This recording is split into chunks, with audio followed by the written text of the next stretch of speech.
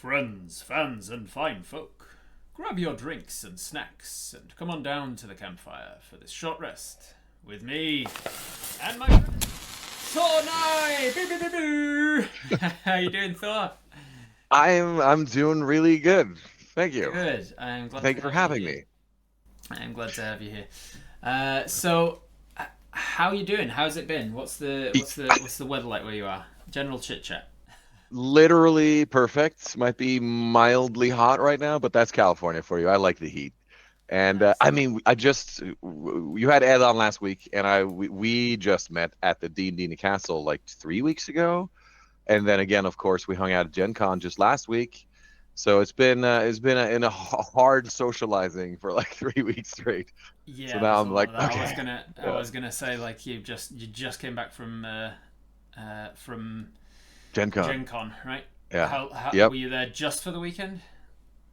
Yeah. I flew in Thursday and left again Monday. I ended up canceling my flight and staying an extra day because I am the worst at leaving like fun situations. I'll be the last to leave. So, yeah, late at night on Sunday, I was like, no, you know what? I'm gonna stay I another am day. being told that my microphone is way down. That actually might be a me problem, not the tech gremlin problem. Oh, I think that was a me problem. I okay. think I fixed it. I no, the gremlin stole my voice. Yeah. So the something you'll notice if anybody goes through and binge watches the short rest series on my YouTube, then they notice that most of them start with me just grumbling about my tech problems because that's just unfortunately how it has to Oh yeah, happen. no, Like we had I an do. early morning encounter We ourselves, did, didn't we? yeah. The tech Yeah. gremlins woke up before me this morning and were like, "Hey, we're here and ready for you." They just I started set an changing things ambush. mid conversation. We I Thor gets watched to it happen. notice. He's Yeah, not Thor even, gets to. yeah. Yeah, like people sometimes come on and they go, "Oh, that is weird. I've never seen that happen." I'm like, "Yeah, yeah, that's how it goes." I was mid conversation with you on Google Meet, and then like I just suddenly lost you, and I was like, What's happened?" And then it had just been that my audio and headphones and everything had just gone, "Oh, we're going to introduce a new thing you've never seen before and then set it to the default and change it mid conversation." I think maybe your computer is secretly mining Bitcoin. my, com- Like my computer's definitely possessed or something. probably all the dirty downloads that you have. You're Oh, not. yeah, that'll be it. It's in the modern Not, age. don't You're not use supposed the. to download it. You're just supposed to watch. Just watch it. Yeah, Just watch yeah. it. Mate, I'm not an idiot. I don't use my work computer for that shit. So unfortunately, everything's just connected. My It's all in your phone phone. and the computer. Yeah, it's all connected. So you were telling me about flying in from Gen Con. To say again. So you had to change your flights. You said. Yeah. Just well, voluntarily. Like an hour before I left for the airport, I was like, you know what? I'm just gonna hang out. This is too much. This is too much fun. D&D in a Castle had rented maybe the sickest Airbnb I've seen in Indianapolis. It's just like it can only be described as some sort of like Mason type lodge Yeah. from 80s or 90s. Like the main bedroom, they just called it the Dark Prince room. And it was like there was a phone and like and a panel for like operating the house. Not on one side of the bed, like the big giant bed. There was also a separate phone on the other side of the bed. Important to have. You can't be having to work your way all three All the feet way across over the to the other other bed. side. Yeah. Yeah, just gonna pick I up mean, this phone. I've been in some places, Airbnbs and accommodations where the bed is Ah, so freaking massive that it probably would be a bit of a chore to go and grab the other side. Maybe it's like fair one of those enough. California Kings or whatever. And it was like 5 stories and like spindly the spiral staircases and a big rooftop and like several pianos, not one piano, but like several pianos. It Probably was probably that grand. arranged in just the right place so that the acoustics of the place you could have multiple people playing and they'd all. Probably. And literally carved in the stone on like the entrance on the massive doorway was like knights of something. So you just know this was Jeez Louise. this is the thing. And So this is anyway, it was something beautiful. that D&D in a castle like put you up in like. No, they didn't put me. Well, the last day they did. I was like, if I, because I had no more had I didn't have a hotel room any longer. So I was like, if I stay, because we were doing stuff there at that point in the night. Yeah. If I stay, I'm gonna have to crash in one of the many corners or one of the many rooms. They're like, yeah, sure, that's fine. That's amazing. Just help us pack in the morning. And I'm like, yeah, that's. those are promises I'll make right now while I'm getting, slightly more and more drunk and then regret horribly in the morning. Yeah. But it all worked out and it was great. So yeah, That's good stuff. fun So, times. the first several nights you were just in a regular hotel sort of thing. Yeah, I don't know. Do you know B. Dave Walters? Yeah, yeah. Yeah, yeah. We've gotten close to the D&D and Castle stuff too. So he was kind enough to sort of be like, "Hey, someone's putting me up for free in a nice hotel right next to the con. If you want to go, there's definitely a pull-out couch. Just college dorm rules. If there's the do not disturb, then that's real." Yeah, because I was going to say I'm not sure that I'd want to stay in a room called the Dark Prince. Like that's feels like it's Yeah, got strange it's funny implications. too because like one of the guy who's like hosts the Indian Castle, his name's Justin. He's amazing, but also like super straight and the nicest guy. And I don't think he drinks Right. and any of that stuff. But he was in the Dark Prince room, and I'm like, nice. I love Like, the angel. have you got like a super dark passenger that we don't know about? Is that what's? Are you so nice and polite and like the light prince on the surface because you got this dark prince in the bedroom? It's true. It's all a charade, Yeah. as Ed would say. So tell me for the people tuning in that don't know who you are. Oh, right. Give me a brief introduction.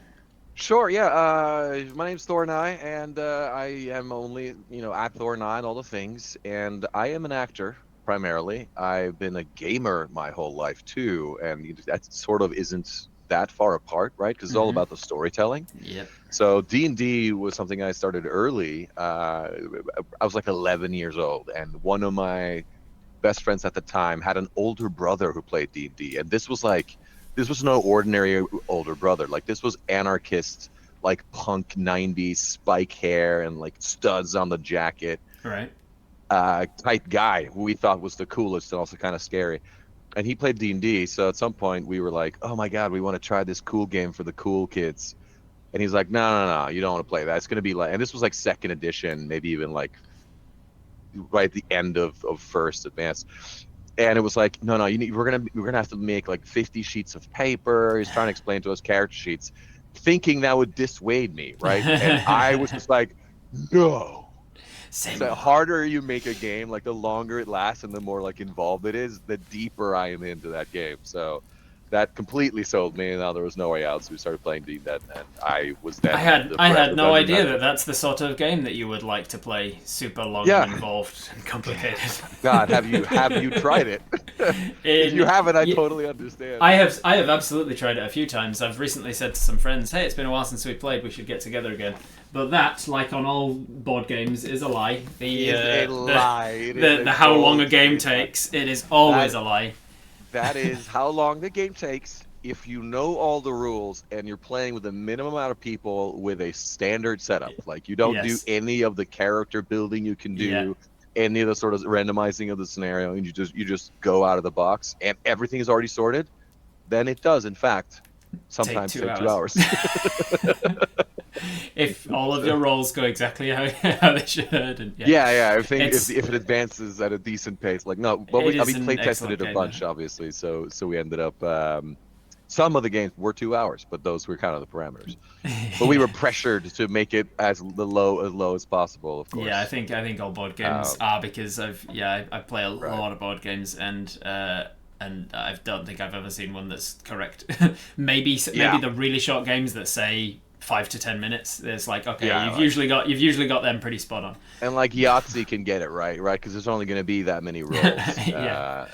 But you show that game, and we didn't even say why you did that. I made that game, so 12-year-old me would be very excited to have my name on this product. And that what he showed was Dungeons and Dragons Trials of Tempest, which I published with WizKids. It took me 3 to 4 years to make, right? It's very good. That's my name right there on the thing. See? I showed this off on stream the other day when I was talking about having you on as a guest soon, and they were like, "Oh, he's a professional box defacer." Yeah, I'm a professional box defacer for sure. So that was a super fun project to do. Would I do much more of it? Yeah, we'll see. So, like acting comes first, then the pro DMing stuff, and then like if I have more time, which I do not, I don't Uh-huh. even have time for these. Then there are always the board games ideas sort of rummaging around in your head, and you're just like you Hmm. wish you could do the thing. But yeah, that's the level of advanced stuff that I love very much, and I totally made the game a way that I would like it to be, and we had just an absolute blast play testing and all that stuff, and that was a lot because I it was, yeah. Yeah, Go ahead. I enjoy it a lot, and I got the version that was like display version at Gen Con 2 years ago, where it was like That's I how we just met, actually. that is how we Literally met. when you walked up, because I'd already met AJ Yes, yeah. from a Shadowrun stream I was doing with Catalyst Games, which is also why I was at Gen Con this time. I was in that as well. Yeah. I was in the Shadowrun game as well. So we met at AJ and I Oh, and you were and I forget the fourth player, but we were joining Shadowrun for a one shot. yeah, with Rem. I love Rem. She's great. Yeah, and then the next day we were walking around the Gen Con floor and we're like, let's go by Thor's table, and we walked by just as you. I think it was the last day of the con, and we were walking Yeah. by a table, and you were like, oh, you're here for the game or something. I was like, what? And you were like, oh, I just put out on Facebook. The next person to come by just gets the game for free.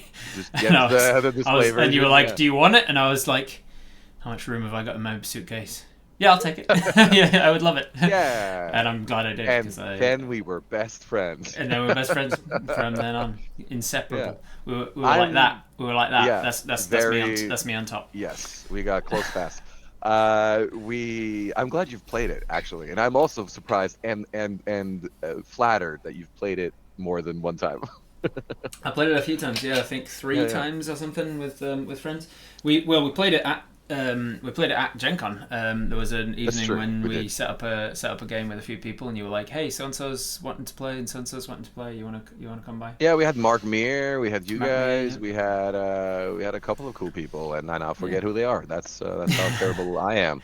I just remember Mac Uh, Mir because I have never played Mass Effect, but I knew that he was a voice actor in Mass Effect, and everybody was Oh, yeah. He's everybody who huge. had played it would have been fucking blown their mind to play with him, and I was just like, I don't know who this guy is, but he's a really cool dude. Yeah, he's also like D&D royalty at this point. Right. He's just He so was a good. genuinely really nice guy. He And is didn't absolutely. have like, and I'd heard going into it like, oh, this guy's he's a big deal in the voice acting community, blah blah blah. Yeah. And I was going and being like, I wonder what he's going to be like then. He didn't have an ounce of an ego. Like he didn't come across Nope. as like, you don't know how I am or anything like that. Yeah. So yeah, most people don't well, at least my friends. I guess I select out, Yeah, subconsciously, but like most of my friends in that space are just really great people, and you know this because Ed. yeah. If nothing else, that's the proof right there. So before we get too far ahead of ourselves, we'll talk a lot more about the game, I'm sure, and how you Sure, got no into it and everything. But like you were talking about being 12 and really loving games that are really Oh complicated. yeah. So I've been playing D&D since then. Took a break around sort of 3, 5, and 4 because I wanted to be a serious actor and I couldn't be doing, Actually, really, I moved to LA, and so all my nerd friends back in Norway, I didn't know the same crowd. I wasn't in the Right. nerd scene in LA yet, and I felt soulless, and I was like, what even, what are my interests other than trying to be an actor? And that's the worst kind of actor because now you're everywhere just trying to, Yep.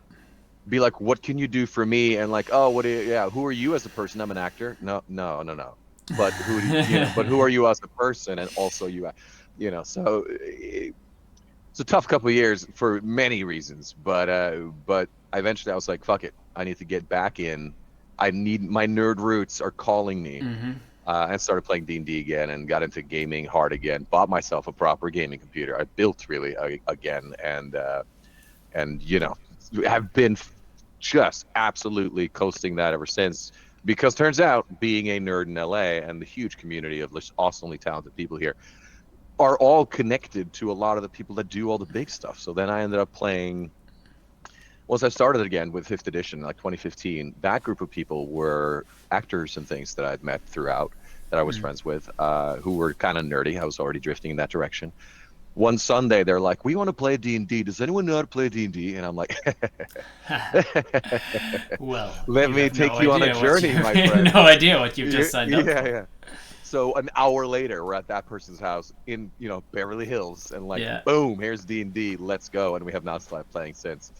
And That's he's the great. guy. This is Kyle Newman, who is the guy who wrote like the Art and Arcana, the like coffee table art of D&D book. He Okay. did the like Heroes Feast, like D&D cookbooks. Oh, right. Cool. That's that guy. So he then had connects at Wizards, of course, and was married to a very famous person and had famous people in his circle, Right. including after working on that first book, like Joe Manganiello, Right. who Right. Right. wanted to play, who at that time didn't have a group yet. So he came and guested with us a couple times, and then we all sort of got into it. And he had his own game That's that amazing. everyone that famous Joe Manganiello game. Yeah. That's that with half of my table, and then him and all these other people.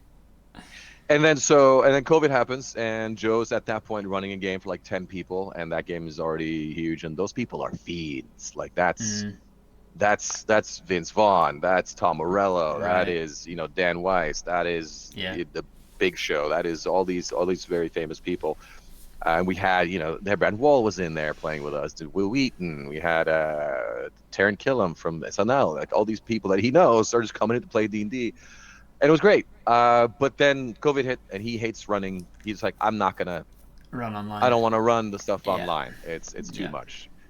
But you should all go play with Thor, because I know he's running games online with his friends, and they're like, yeah, man, just give me some more D&D, Whatever. man. I Just don't care. fucking I just don't just care give what me it it. is. I don't Just know. roll some dice, man. So I'm they're like, jonesing, Thor, man. Thor, Thor, Thor, Thor, Thor, Thor, come run against us immediately right now. Can we run twice a week, 3 times a week? Like, because they're sitting at home doing nothing either, right? Can So we just keep suddenly going? I'm Continuous, playing. continuous game, Yeah, 24/7. Let's go. can we do just yeah, we know you do D&D in the castle. Can we just do D&D just at all? Complete. So we started playing Rime of the Frost Maiden, actually, and I played through that whole campaign with them over the next couple of years, and just by virtue of being the DM of that game, I was sort of able to parlay that into sort of going pro in terms of what can I do to sustain myself during COVID. And then get into the D&D and the castle stuff that some of my friends were already doing, and I sent them an email. I was like, I play with these cool people. I bet you would like to say that you have the DM that plays with those people, and you're not going to get Joe Manganiello. Yeah. Yeah. So I could do it though, and they were like, yes, please So show up. you were the one to reach out to them and be like, look, Yeah, this is yeah. an opportunity you Normally, should take. yeah, because we obviously cannot stream those games, and Hmm. nobody wants to be public facing in that group when they're at home chilling and not working and just Hmm. hanging with their friends. So that was never an option, although it would have been legendary.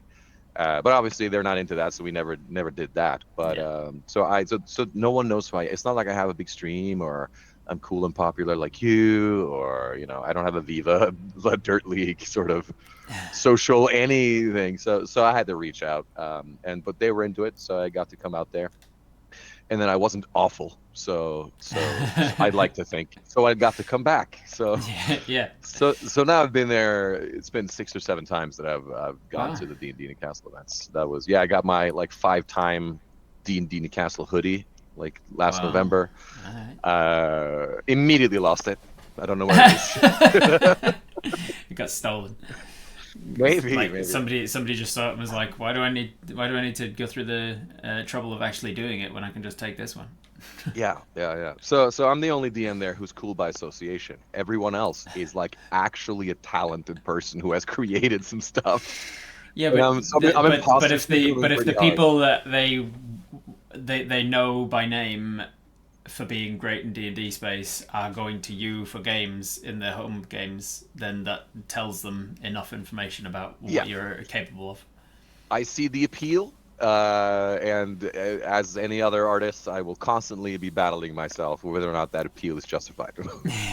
Yeah, complete imposter Yeah, syndrome about everything in your life. Been complete like, imposter syndrome. I've been doing it Yeah, successfully for 20 years, but what if this is the but year that they've realized I can't do anything and I'm terrible at my job? yeah, no, for me, it's like I don't think they'll care. Like it's because things are working well, and like I don't think I'm gonna get exposed as like the fraud.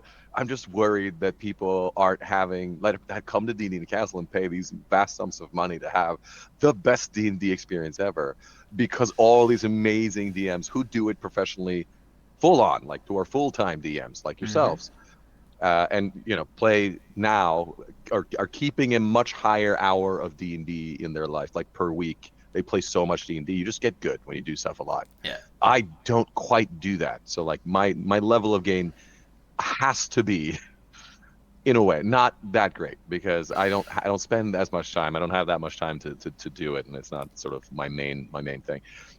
But Yeah, I am so but I grateful, and think I have that such the a good main time. thing being acting Yeah. is something that lends to you being a good dungeon master. I mean, that's Yeah. I didn't spend my childhood playing D&D. I got into it in 5th edition about 9 years ago, and I barely even knew anything about it before then. And I was You instantly do acting stuff, or did? I did, Or yeah, and yeah, yeah. that's my point. Like I've got an acting degree and a maths degree, and people in my community have said like, you've kind of got a D&D degree. You've got like That sounds like a storytelling and D&D numbers. degree. And I was immediately jumping to that too. That's definitely a yeah, D&D degree. and it's like I think that it's, you can say like, oh yeah, I don't do it full time. I don't do the DM thing with my full focus. Therefore, I can't be as good as somebody who does. And I'm like, I don't think that that's the case. I think that what you do full focus and have done for however long you've done it as an actor, that's the shit that makes you a good DM, a good storyteller. I appreciate you saying that, and I'll take it to heart and quiet the demons. That's, Quiet the demons. use it to quiet the demons. So how did you get into the acting side of things? How old were you when you started acting and things like that? That was so in Norway, and I'll tell you a weird story then, I guess, about like when I was like, oh, I can do this. Norway high school in Norway, we don't have the cool football teams. We don't. It's not a big sports thing. But what we do have, especially in my area around Oslo, is every year, every high school will put on like a cabaret, like comedy skits and musical numbers and whatever. And I did those.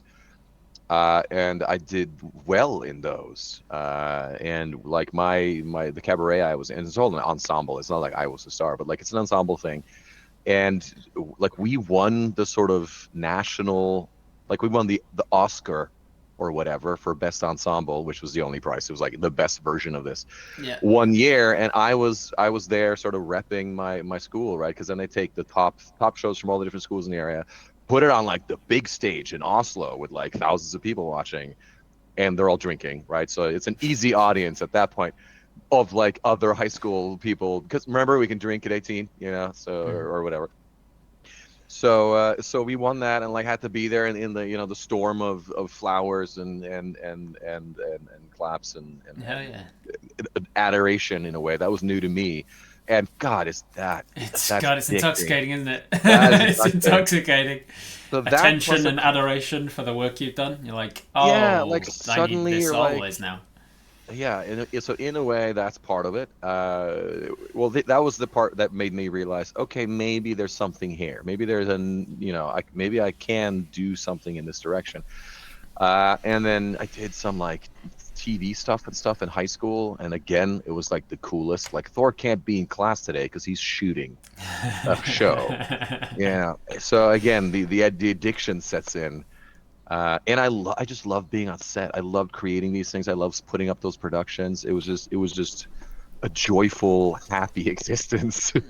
So I'm like, okay, I clearly love this. I clearly have at least a modicum of talent here. And was it maybe let's like do it. scripted stuff, improvised stuff, bit of both? It was all scripted stuff that we had written ourselves. Yeah, Like, I was we going had to to say, so write you the were skits involved and in the that as songs. well. So then you understand nature of writing and writing like an act structure to even in like a 3-minute skit. Like you need Yeah. to understand those things. How it kind of worked was like other Norwegian like actors, like people who had graduated school in London or whatever, who didn't have anything to do in Norway, or were still trying to get their legs in Norway, would sign up to be like the camp counselor or whatever, or like lead to be the directors of the Right. things. They would kind of be in charge, and then we would all help pitch in. But the real understanding of all of it and why anything worked was because these highly educated artists were helping us. But it was great. It was a super fun time, and so that kind of, I was like, okay, yes. And I've always struggled with I can't decide what I want to do for life, like this one thing. Right. I just, that gene isn't, I don't have that gene. I need, I need to sample and taste all these different arenas, and acting is one of those ways, right? And movies, especially movies and TV, but maybe more so movies, at least when I was young. Like I felt like they changed me when I watched them. I felt like I wanted to be a better person when I watched certain movies, and like I understood these concepts or the morality of our culture, was given to me through that medium, and I just loved that sort of like Lord of the Rings and Gladiator and Braveheart and Saving Private Ryan and all these like large, big scale things Hmm. really like spoke to me, and I wanted to be part of it because again, that's great. You get to be, Troy on the beaches of Troy one week, and then suddenly you're on the beaches of Normandy the next month, or not week, but like Hmm. the next year. You get to sample these little things in life. So that was wildly appealing. And at the time, like Norway, it still doesn't, but like the Skarsgårds, you've heard of the Skarsgårds. Like there are people, and Joel Kinnaman maybe. Like these are the Swedes that Hmm. are very Hmm. famous and have done really well. Hmm. I'm Norwegian. Can't have the Swedes outdo us on this. The Danes have like Mads Mikkelsen and of course Viggo Mortensen, right? Like Right, right, right. freaking Aragorn. So they have a couple, and so now who does Norway have? You know, and especially back then you couldn't name anyone. Now there's a couple of people who've done pretty well, like Christopher Hivju he did Game of Thrones. He was, Right, Tormund Giant Spain in Game of Thrones, and, right, and and right. there's a couple other people who've done some things. Axel Henny was in a couple of cool movies, but they're not that level yet. So it was one of the few things that was like uncharted territory. Like no one had really done that Hmm. as a Norwegian male actor. Like we have some other famous starlets from back in the day, but like okay, no one's really gone from Norway and made it really happen in that space. So I was like, cool, that's an interesting new frontier in a way. So I wanted to do it just for the novelty of that and be like, I can do a thing that no one's quite done. I can find a little bit of Yeah, a niche or something. yeah, would I rather just travel to another planet and be the first to explore it? Yes, absolutely. Would I be live in the age of ships and sails and travel to a new continent and then, you know, hopefully not be as bad as they were when they did find the continent? But just that the level of adventure and exploration that comes with it is wildly appealing. So there was just a hint of that as well. So you're telling And me I, you have Viking blood, is what you're telling you. you know what, You and got the natural Viking instinct of like get out I there and explore. that's a good point, actually. I've never thought about it that way, but I mean, we have a history of doing that a bit, right? But many And people you do, know, but in less than nice ways sometimes. less than nice way sometimes. Yeah, and like my name and where I'm from and my blood is very Viking. Like it's It's it's very it's it's very funny. Somebody in the chat was just like, "I didn't realize Rob had a twin. Did your mom just comb your hair differently to differentiate you?" yes, And I'm like, "Well, yes. So there's are you something Nordic, my there's man? I mean, I probably am if you go far back enough. My point was that I'm from northern England. I'm from Okay, well then, Yorkshire. yeah. So the answer is yes. Yes. If So I'm you're from from Northern Northern England. England, My yeah. dad and my mum are from Northern England. All my grandparents are from Northern England. It just keeps Okay, as far this back as is I the went same with my gene pool. ancestry. It's like, oh yeah, there's definitely the Vikings came over at some point, and it's One like, thousand percent. I mean, we settled all of that. mhm. So that's you're mixed in, if not completely replaced by Nordic genes in many of those places. That's why I'm Not so in a nice way beautiful. necessarily. That's why you're so hot, That's why I'm man. so goddamn Oh, attractive so and hot. blonde. Yeah, that's Well, now after the comparison that's been made, I have to lay into that, just just for my own sake. Really, I'm complimenting myself by telling you yes, how exactly beautiful right, you are. Exactly, yeah. exactly.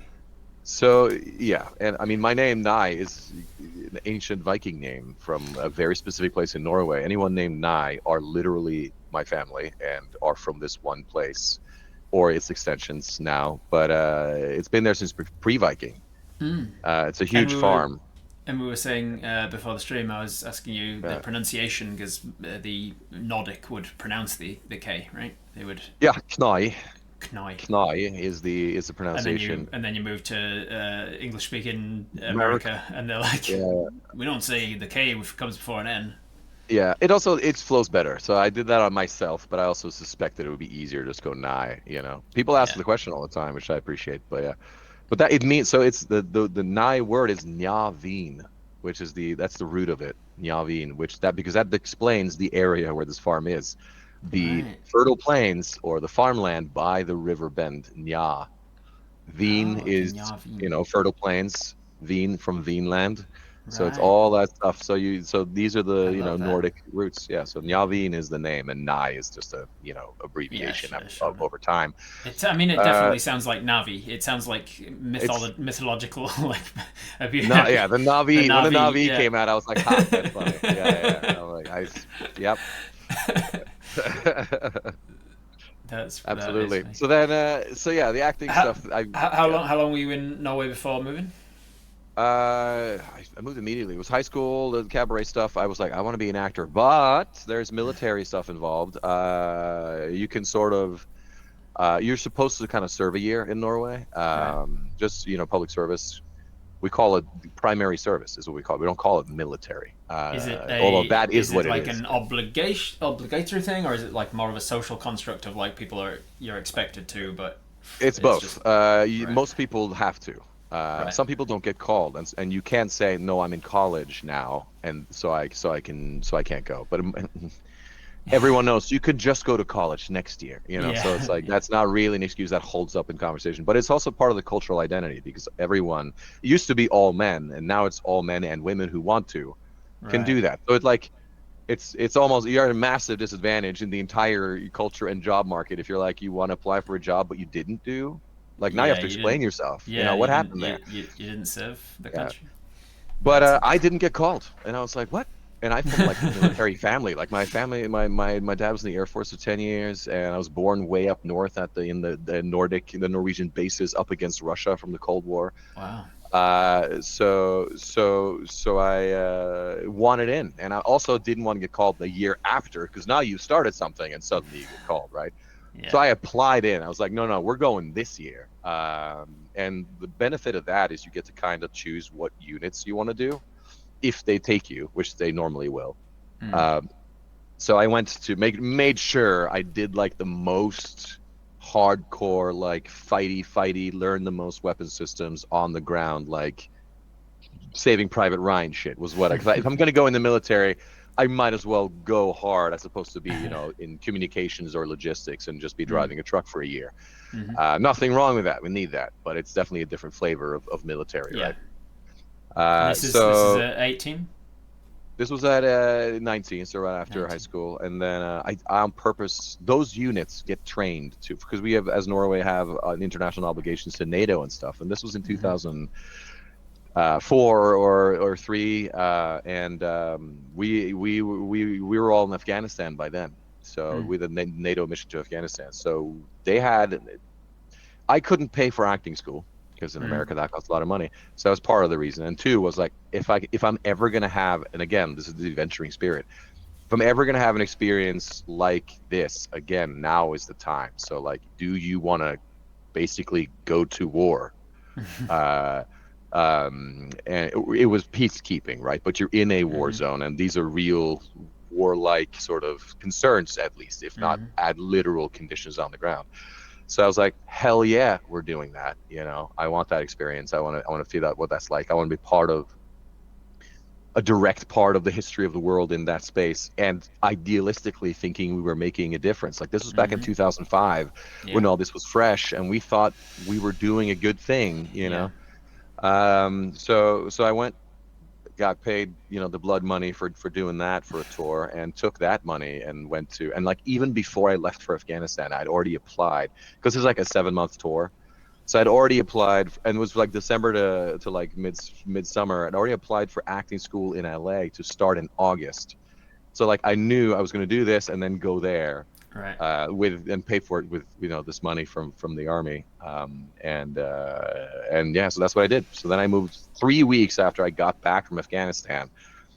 I was in a classroom in like at Universal Studios doing the basic acting shit with a bunch of other American teenagers who, let me tell you, do not quite like the cultural clash there was really brutal because like I had just come from military structure for almost 2 years, Mm. and like had been on the ground in Afghanistan for the last 7 months, and it took all this very seriously because it's my money and here I am and I want to learn. I Hmm. want to Hmm. really learn to be an actor.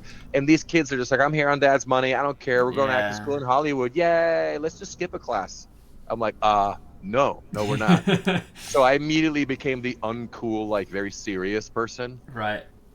that no one kind of liked. And I also, didn't speak. My English wasn't flawless. I'm still the weird foreigner. I'm all of the things together. Not to mention just the uprootedness of it all by traveling across the planet to have no friends or whatever and do Yeah. this. So that was a couple of tough years, Yeah. but I survived. And then I've been here more or less ever since. I mean, there was a whole thing where like I need to get a visa to live in the States and work in the States. Right. That shit's not easy. So I Mm. had to sort of travel back, go to school for a bit, try to act in London and Oslo for like a year to try to Yeah, I build this sort of was I was gonna portfolio. say, like, what was it, LA and nothing else, or did you consider elsewhere that would have been easier to break in?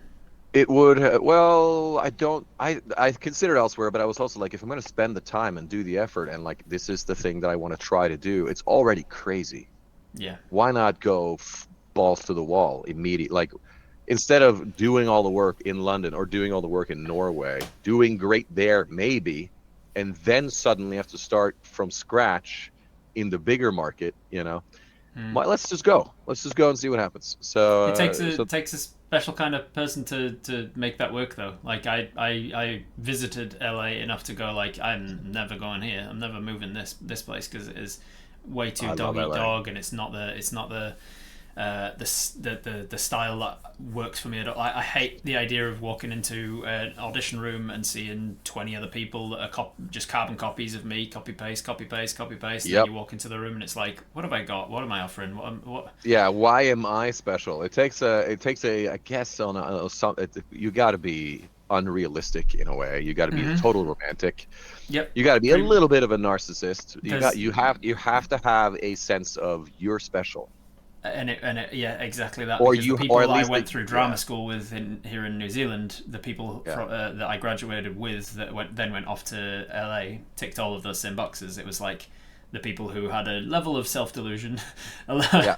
like self And there's confidence no to the point denying of that. self delusion, Yeah, and exactly. like, yeah, narcissism and a few of those things and that's the sort of thing that you need to make it because then you go, I Yeah, can make it. You're telling yourself in a city of however many million people who are all actors, yeah, every yeah. one of them, everybody serving you at every dinner table in every restaurant and every Every yeah, cafe in the entire hundreds of city thousands, are hundreds of thousands. all actors, all Yeah, writers, all trying to break into it in some way, all yeah. have an idea of their resume and are willing to give you it in every moment. And it's like, And oh, that's I'm going to both a go to that blessing city and I'm gonna stand out among all of them. and I'm gonna stand out. Like, yeah, so there's a level of self-delusion, a slight level of narcissism. For me, I'm not gonna deny the narcissism is there, but like for me, the like, oh, why am I special? What helped for me in that regard was Afghanistan, and Mm. like, and I am the only guy there from Norway. You have You know, the I I structure, had the regiment, the personal yeah, discipline. I had a couple things that I knew nobody else did have. What I was lacking, of course, was any understanding of American high school culture or, how just people talk to each other. So even though I, at that time, kind of looked like I could be on the CW, and like I read for huge roles in all of our favorite shows around that time, like Vampire Diaries and all these like Mm. cool things. I mean, I've read for some of the biggest things out there, but I just don't have the cultural awareness because I didn't grow up there to where like I can actually play one of these people that they're supposed to be. I didn't grow up in small town America. I don't know what that's like.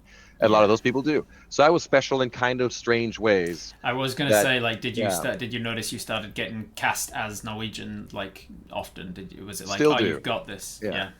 Yeah, I did, and I still do. It took a while for my accent to be good enough to where they can't tell, Yeah. or at least they can't tell enough. And it took a while to sort of learn enough of the American sort of way of being to where you can sort of play that or act that, right? Mm-hmm. So the whole thing, I mean, it took me 15 years from when I got there for acting school till I actually could look at myself and be like, I am make this is my job now. Like I can actually Mm. live acting. It took 15 years. 2022 is really the when that happened. To be Yeah, able to stick it out for those 15 years, it takes a real level of I don't know, like, yeah, discipline, I guess, or like yeah. So commitment and trust in yourself. That it's like, after year 13, and you're going, I've been doing this 13 years in this city, and I'm not making a living doing it. Like, I'll keep going. I'll do it again Yeah, next no, year. my dad agrees with you. You know, Yeah. like those are some hard conversations when you're 10 years in, you're like, well, it didn't work out, did it? And I'm like, no, no, Mm. no. I know it. I know it's just around It the corner. hasn't yet. It hasn't yet, not yet. They But it's say they yeah, say it takes like 20 years to make an overnight success. yeah, 10 to 20 years to make an overnight success. So, and that's probably true. And I started at 20, so now I'm 40, and now it's bearing fruit. And even now, it's not for sure. I'm not famous. You guys don't know who I am. Like but it's enough to where I now feel very justified in staying, and Hmm. I now have honed my craft to a point where I'm like, I now know that I can contribute and be, Hmm. a bonus to your production.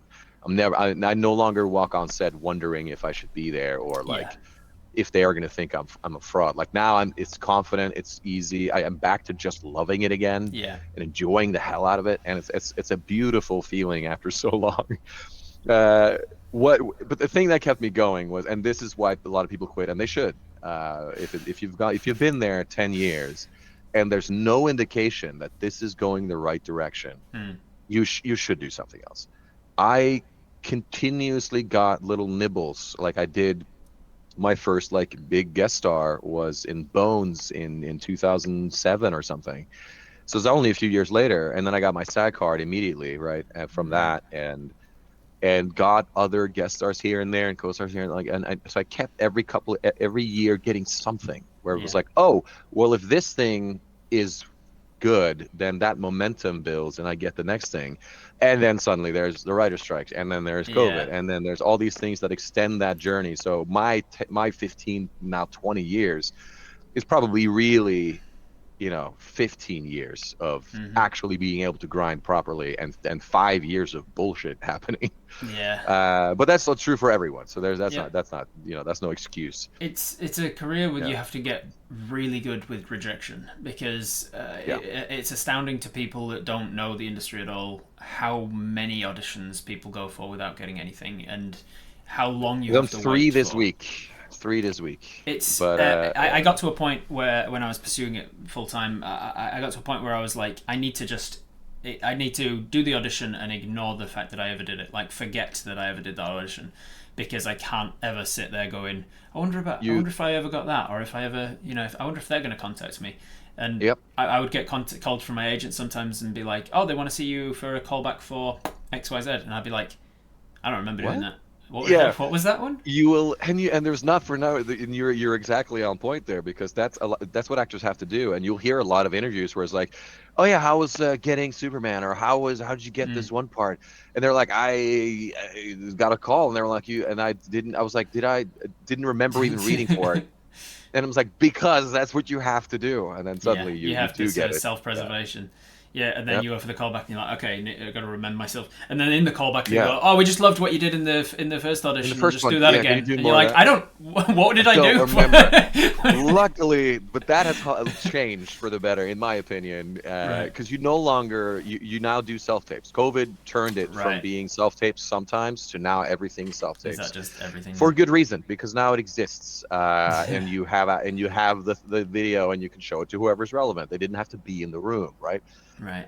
And for a long time before that, they would just tape the auditions at the casting office, but now they don't do that either. So they've kind of transferred the cost and work to us, but at Interesting. the same time, my reward is I now get to deliver only when I'm happy, you Right. know.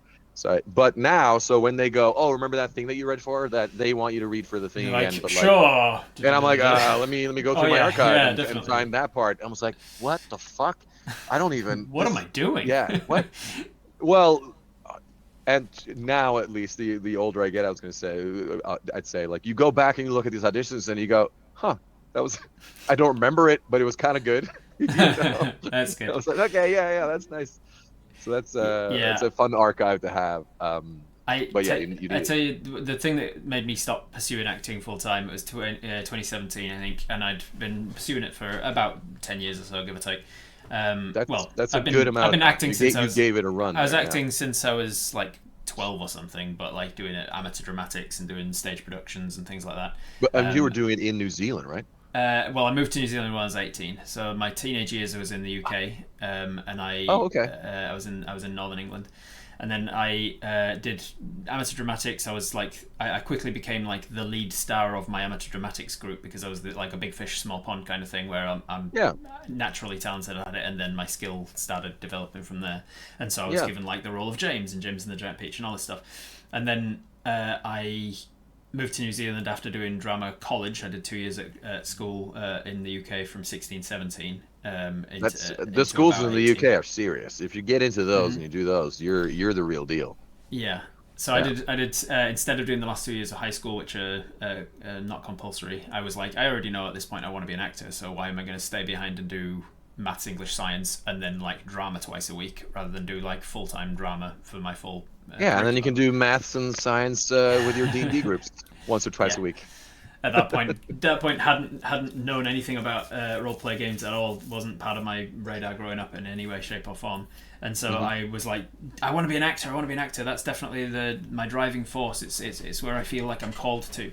And then moved to New Zealand, started drama school here. And so from 2008 when I moved here to 2010, I was in drama school, and then after 2010, I got an agent and just started pursuing it full time, essentially. Hell yeah. And then about 2017, or give or take, I went to a workshop, an acting workshop that was a 2-day thing. And at the end of the first day, she was like, "I'm giving you some homework before tomorrow, and I want you to just like think about when you're happiest when you're acting, and we'll do some like exercise around that tomorrow." And I went home to do Okay. this homework, and I thought about it, and I was like, "When am I happiest when I'm acting?" And I was like, "Oh shit, I'm not happy. I haven't been happy acting since I started pursuing it as a career. This is like I don't like the job. I Oh, love, and I was like, I love acting, and I don't like being an actor because that's I fair. hate networking. I hate the Yeah. schmoozing. I hate the feeling that I should be going to this theatre thing in Yeah. case there's a casting director there, and I could. Yeah. And I hate like being in the foyer or the lobby of a theatre after the show, and like standing around awkwardly looking to see, oh, who should I be networking with, who should I be talking to, who should I be seen talking to, I fucking hate all that shit. 1000%. That is the hardest part for me by far. I And am terrible at this. I made that realization, and I went back the next day. I was like, I don't like acting. I don't think I'm going to do it anymore. And she was like, well, that's not what I wanted from this Oh from this no! homework. Whoops. Oh no! And the next day, I started looking at universities. I was like, what could I do? This has been my life and my identity for so long. Like I've always been academically minded. I was always very good at maths, like just naturally speaking. The maturity and the self knowledge needed to make that decision is beyond me, and that's I have always clearly, and one I'm of the things that I'm quite wildly pleased with impressed. about myself is that whenever Yeah. I notice that something's not right in my life, like it sometimes takes me a while to realize it for myself, Sure, like, oh, I'm sure. not happy or whatever. But when I make that decision, it's usually the same day or the next day that I'll go, well, what am I going to do about it? And I like We're gonna do something the realization I had when I used to work at a zoo as a tour guide. And for a few years, it was just Oh. kind of the jobs they were giving me was becoming more and more birthday parties and children's face painting, and less like sleepovers and behind the scenes tours and going in with the Yeah, animals yeah. and talking about animals and conservation and stuff. And it was just the side of the job that I didn't like, and it just became more and more of that. And I just found my work deteriorate. Eventually, he brought me into a meeting to be like. To address the fact that I was not being as punctual anymore, and I wasn't giving it my all and going above and beyond and all this. And he had like this folder prepared of all of these things that he wanted to talk about, and he goes, "I think we need to talk about your work ethic," or whatever words he used. Yeah, And I went, yeah. "I don't think we do because I quit." And he went, Yeah. "Oh, okay." And he closed the folder and was like, "I don't think Well we have then. much to talk about then." Yeah. And it's that sort Well- of attitude that I've always had. Like, life's too short to be unhappy, and if you realize you're unhappy, you need to make a change. So the next day, I was 1000%. like, I've always been academically minded. What do I want to do with my life? What could I do with my life? Maybe I'll just do something in science. And so I went back to university and started studying science. And I did like a smorgasbord of all of the different sciences. I did like in my first year, I did 9 papers, and it was maths, like maths 101 or whatever, physics, astronomy, statistics, biology, chemistry, a second maths paper, Yeah. I think a second physics paper, something else as well. I can't remember. I did like a little bit of everything to be like, what do I want to do? What can I do? What am I good at? Am I still good at maths? Oh, I am very good at maths, sort of thing. And little by little, they all kind of filtered away until eventually I ended up with a degree in applied mathematics with a not strictly a minor in physics, but essentially physics. Yeah. I mean, I love all that stuff. I just don't have the patience for that's required to be actually good at it. Nor maybe do I have the mind, but I care a lot about the science and the maths and the physics and the whatever in my, just as an interest. The extra good thing about it though was that around the same time I'd just come back from the UK in 2016 or something. And while I was there, I was visiting a friend in Oxford. She took me to a board game cafe called the Thirsty Meeples, and it was like one of these with like 1,000 board games. Thirsty Meatballs? Thirsty Meeples, as in like the little wooden pieces in Carcassonne, the little people things of the little Thirsty Meeples. And she introduced me to board gaming in a big way, and I was like, oh, this is great. I've always loved board games, but I've always hated how expensive they are and how you spend £80 to buy a board game and then play it once every year, maybe. Like this fucking amazing beast that I've never given myself the time to actually play, but I just you gotta play you gotta have the friends, and you gotta literally schedule that stuff or it won't happen. Exactly. So I was like, I love the idea of a board game cafe where you can basically just rent a board game for a bit, just go to a place where you can be like, oh, I want to play that, and you don't 100%. Have to own it. And I was like, if that doesn't exist in New Zealand, I think that's my calling. I think that's what I'm going to do. And so I went back, found that there was one in New Zealand that had just opened. They celebrate their 10th year this year, and cool. I started frequenting that. Through that, I discovered D&D, and I started playing around the same time that I was starting university. So D&D and like me giving up acting and finding D&D coincided pretty well. That's a great outlet. And Perfect. For a while, I thought that I was like, oh, D&D is just like scratching the acting itch that I'm not doing anymore. It's the storytelling side of things. It's the putting on accents and silly voices and NPCs and stuff that I'm not getting through acting. And then over time I realised, oh, it was the other way around. Acting was the thing that drew me to acting, the thing that made me think that acting was my calling, is because I was destined to be a Dungeons & Dragons guy and I didn't know it. Like, my mind for analytics and maths and facts and figures and like strategy and rules and stuff wasn't getting scratched. That itch wasn't getting scratched through acting, but it is through D&D. And like my storytelling and my director point of view. I had a director once on a theatre show ask me if I wanted to be a director rather than an actor, and I was like, oh, I'd never thought about that. And she goes, I think you'd be a really good one because the things you suggest aren't usually like an actor's suggestions, an actor's perspective, and I think you'd enjoy directing. Which maybe her telling me that I was a control freak. I don't know.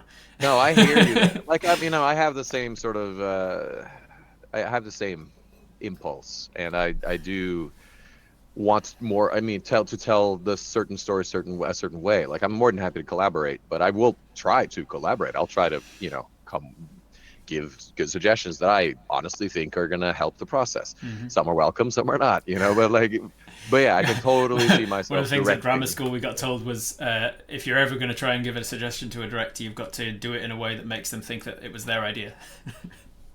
That's true with some directors, right? But so that's really just how the idea process should kind of be, right? Like, because you're talking about whatever, and you're just kind of, what about so and so? Like, what if we did some more of this? And then you kind of arrive at that conclusion, right? Unless you have a fully baked, like, here's my plan. That's not going to go well. You do kind of have to arrive at it together. But no, I mean, I do that now on productions. I'm wildly unqualified to have any sort of directing, But like, as the actor, you are the person in the thing, and if you have certain opinions about stuff and like how the scene might go or what could be funny or whatever. Like, the last thing I did was a movie with Kristen Stewart, directed by her then fiance, now wife, Dylan Meyer. And it was a comedy, and it's like we got like Seth Rogen and Kamal Najani and Tony Hale and so it's Kristen Stewart and Alia Shawkat are like the two leads, and it's slapstick like stoner comedy stuff. Right. And I am the super straight bad guy who's coming for them for whatever reason in the movie. But yeah, so you're shooting hilarious stuff, and I'm not a particularly funny guy or have the training really, but like you still. At least that set was open and cool enough, and everyone's having a good time, that you felt free enough to be like, oh, what about this? Yeah. and some of it hits and some of it doesn't, and you're like, cool, cool, cool. So it was, It's the sort of relationship I have with Viva, is that kind of like that's everything's great.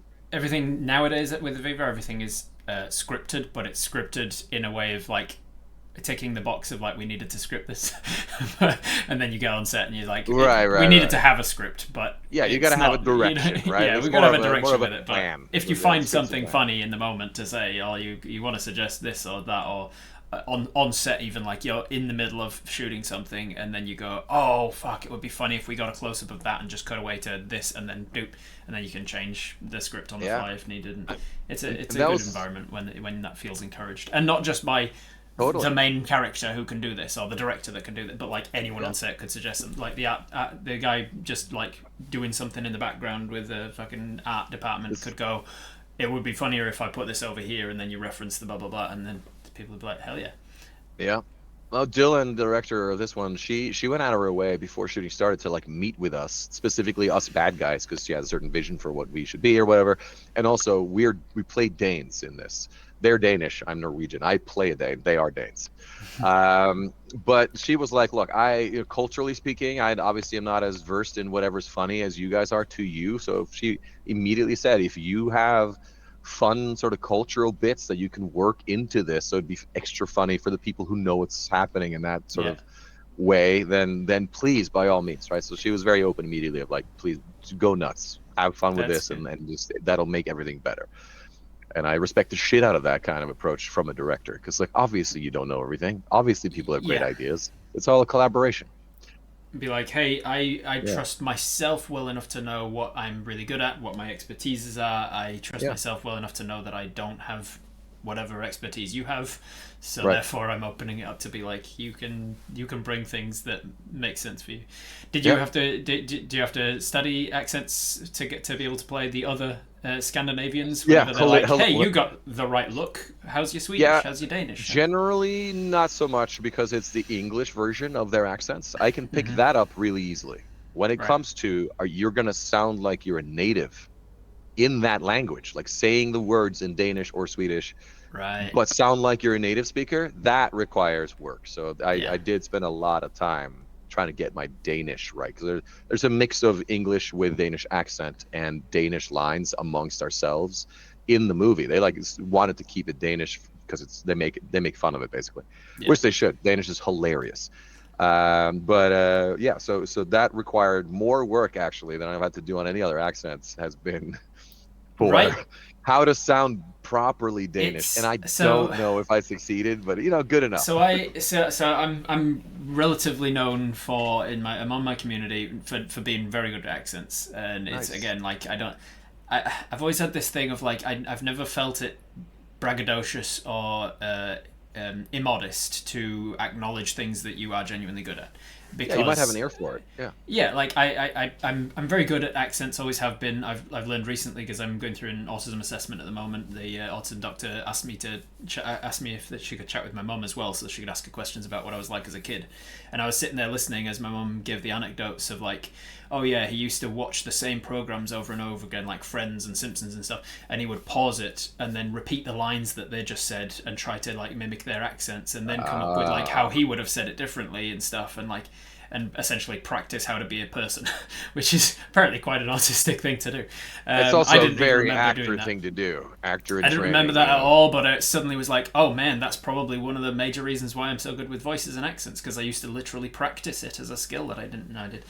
But because I was really good with voices, really good with accents, I put on all sorts of character voices for my NPCs.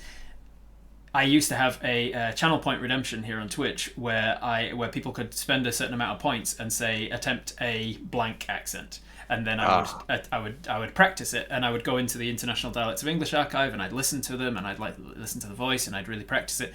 And there's very few accents in the world that I feel bad at, except for the fucking Scandinavian accents that are just my Achilles heel.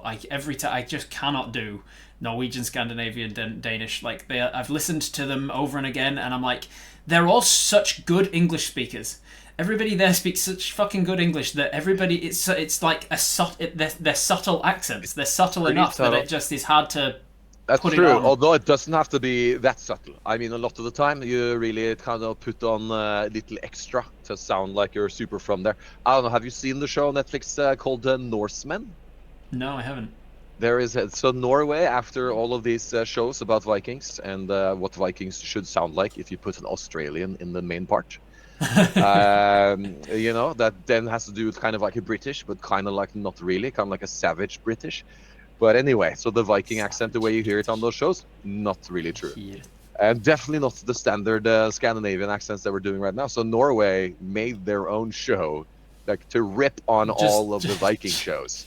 And it's really good, and it's just and they have great costumes, and like the locations are obviously perfect because there has to be so many bad Viking shows for you to go, we can make a show that the entire audience is going to be people who have watched those other shows and found them ridiculous.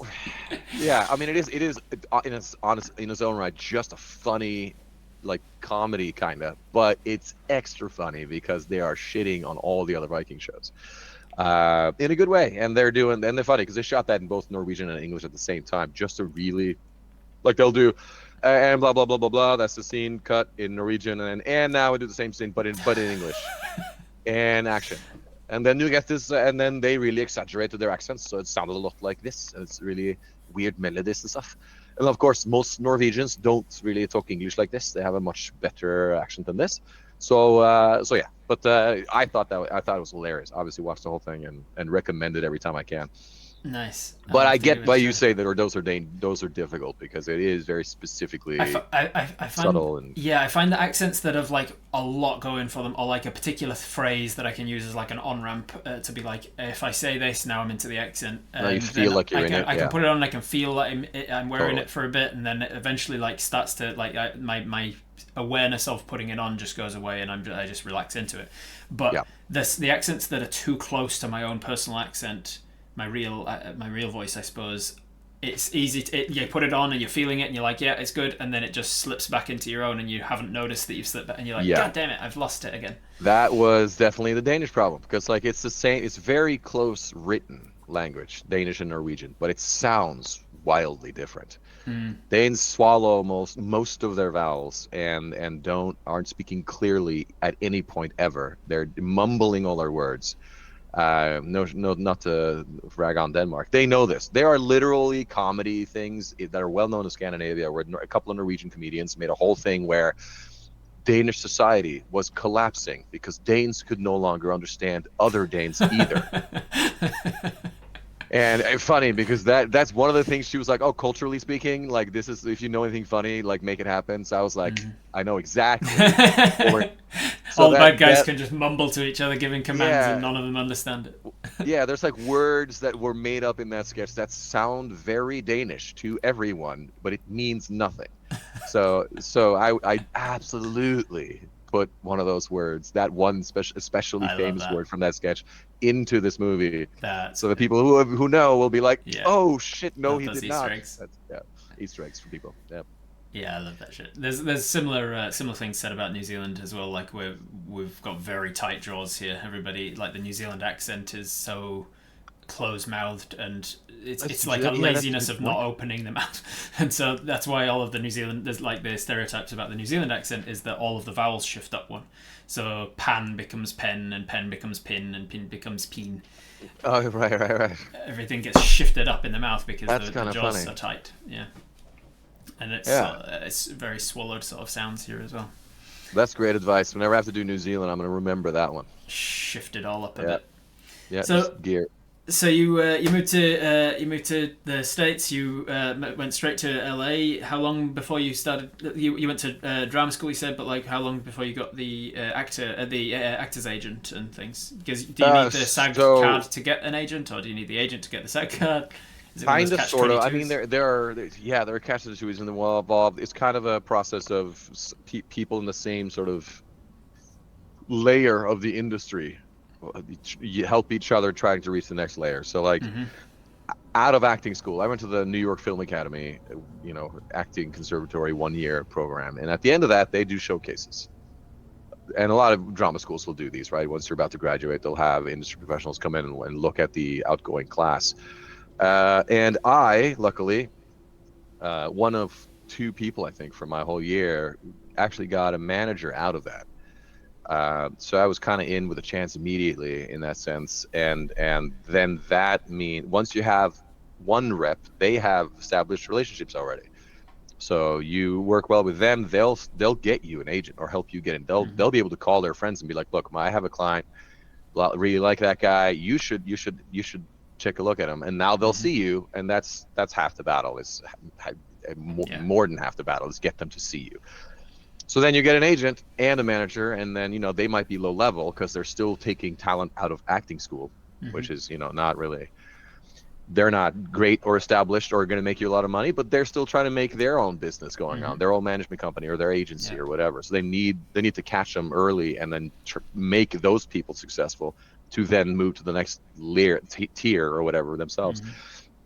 So I got lucky immediately. Got a manager, got agents, low level stuff, but that got me auditions, and then all the experience that comes with doing actual auditions frequently for real things. Didn't book anything, of course, for a long time until the Bones thing, which was they needed a Norwegian. They needed a Norwegian, like a Norwegian like SWAT police guy. So here comes the only Norwegian in all of LA almost who has a military background. Walks in and immediately books that, right? So that was my SAG card because it was a guest star on a show. I still get residuals from that show because it went into syndication. Wow. It's crazy. 20 years later. So then suddenly you've done a real guest star, and now everyone that you're being submitted for sees that, and now you're kind of in. So that So is the thing of rolling. Like you get any role and you're like, this is it, this is my break, everything's this is my break. here. They're gonna see me on the show and think, I knew that wasn't the case here. Gets to the end and then you're like, and I'm unemployed again. That has happened to me over and over, and it's happening like right now, where it's like that momentum you think might build based on how popular the thing is, based on if people loved your performance, based on does it get memed. I mean, I did one show, DC Legends of Tomorrow. I play Leif Erikson, hilariously. I'm then now the Viking who discovered America. And DC Legends of Tomorrow did an episode with like Alternate History America. And that's the episode where Bebo, the Blue God, which became like a huge thing in that show in season 3, with this weird little cuddly animal that's got there anachronistically but can speak to them or whatever, and they think it's a god, and now they're going to conquer America, blah blah blah. Point is, that one got memed, so now it's a thing that actually that actually matters and people see it, and that maybe leads to other stuff. And I did well, the biggest example of this is back in 2022, when I say that was when I was like, shit, I'm actually making a living doing this now. That was because I booked Rebel Moon. So Zack Snyder did these 2 huge sci-fi fantasy new IP, massive budget things for Netflix, big ensemble cast. Like we had Anthony Hopkins, we had oh my god, Jaimin Hanzo from Gladiator. Like one of the people that was always like my hero, and Amistad and Blood Diamond, like he's so good. And of course Anthony Hopkins narrating anything is amazing. So these huge casts, huge idea, huge everything, and we thought making that movie, this could be the new Star Wars. Like this could be a franchise that goes on forever, and these 2 movies will be the origin story, like Star Wars is now. Like thousands, like obviously my part in it isn't big enough to make that much of a difference, but you can suddenly go to cons for the rest of your life because you were in that movie. So we thought maybe that's it, and then it obviously was not it. Like it wasn't.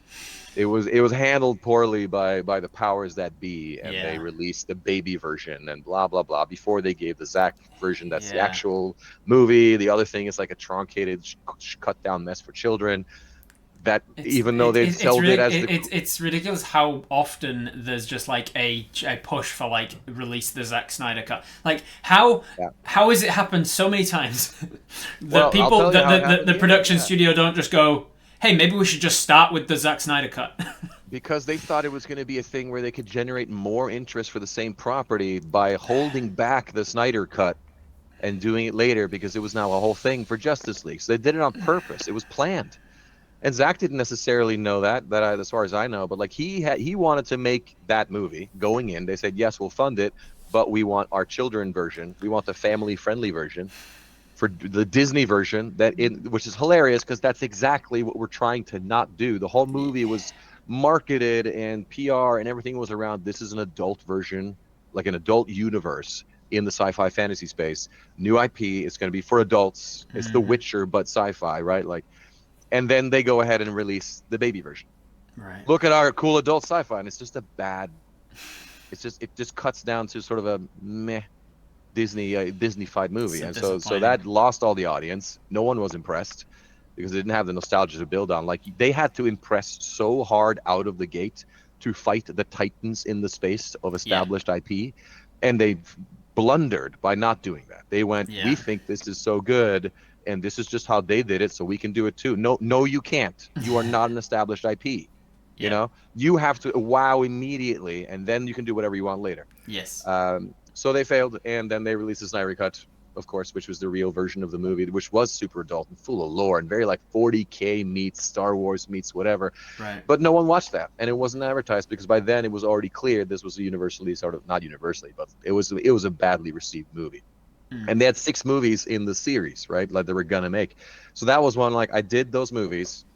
It was a crazy, awesome, amazing experience. We shot for like 3 months over the summer, 2 movies back to back. Like no one does that. Like the faith you have in the property and the amount of money involved to shoot them back to back. I remember when Lord of the Rings was doing that. Yeah, it was like all 3 at once, and yeah, people were like, no one "What the fuck really, are you talking about? That's not how you do things." And Peter Jackson's like, "It's how I'm doing things." And they're like, "You don't do things," and he goes, "I'm doing it this way, and I'm telling you, I'm doing it this way." And then, God bless him. What do you know? Fucking swept all 3 of them swept at every Oscars. Can you imagine though if the Lord of the Rings was cut down to like but here's the kids version. Yeah. We're gonna blur out the Nazgul, and Gollum's gonna be kind of like not really in it, and like we'll focus. We'll focus on like merchandisable abilities of it. Yeah. So I'm glad he got to do the vision, or mostly do the thing that he wanted, and that's what let Zack Snyder do too. Immediately, right? Or this happens. Now you just don't. Now you have a property that's not worth much money, but they're making games and they're trying to keep it alive. Yeah. And I think, Anyway, that was one of those where like, oh my God, I'm in this huge mega thing. You know, this could be it, and it wasn't. And now, I mean, and again, we're like, I just did this comedy with Kristen Stewart and everyone that I just talked about. I'm the main bad guy. Me and those 2 other guys are the main bad guys, and we're in it a lot. And we have scenes with Kristen and the main cast and everything. And it's like, it's one of those things where if that movie hits, if that movie becomes really popular or memeable or whatever, suddenly it is it. Like we're in now. Yeah. Oh, you're the guy. Oh, you're from the thing. Let's get that guy for this thing, because that character's kind of like what he did there. You know, like now they know who you are, and you're super in. But it could also be another blip on the radar where it's like, we saw it, it was fine, forget about it. Yeah. So that your long version of that, but yeah, that happens all the time, and you just got to live through it. And really, what I found is, and this is true for almost anything in life, half of the enjoyment you're gonna, or maybe even more, depending on how good the thing is, half of the enjoyment you're gonna get out of anything is the hype leading up to it.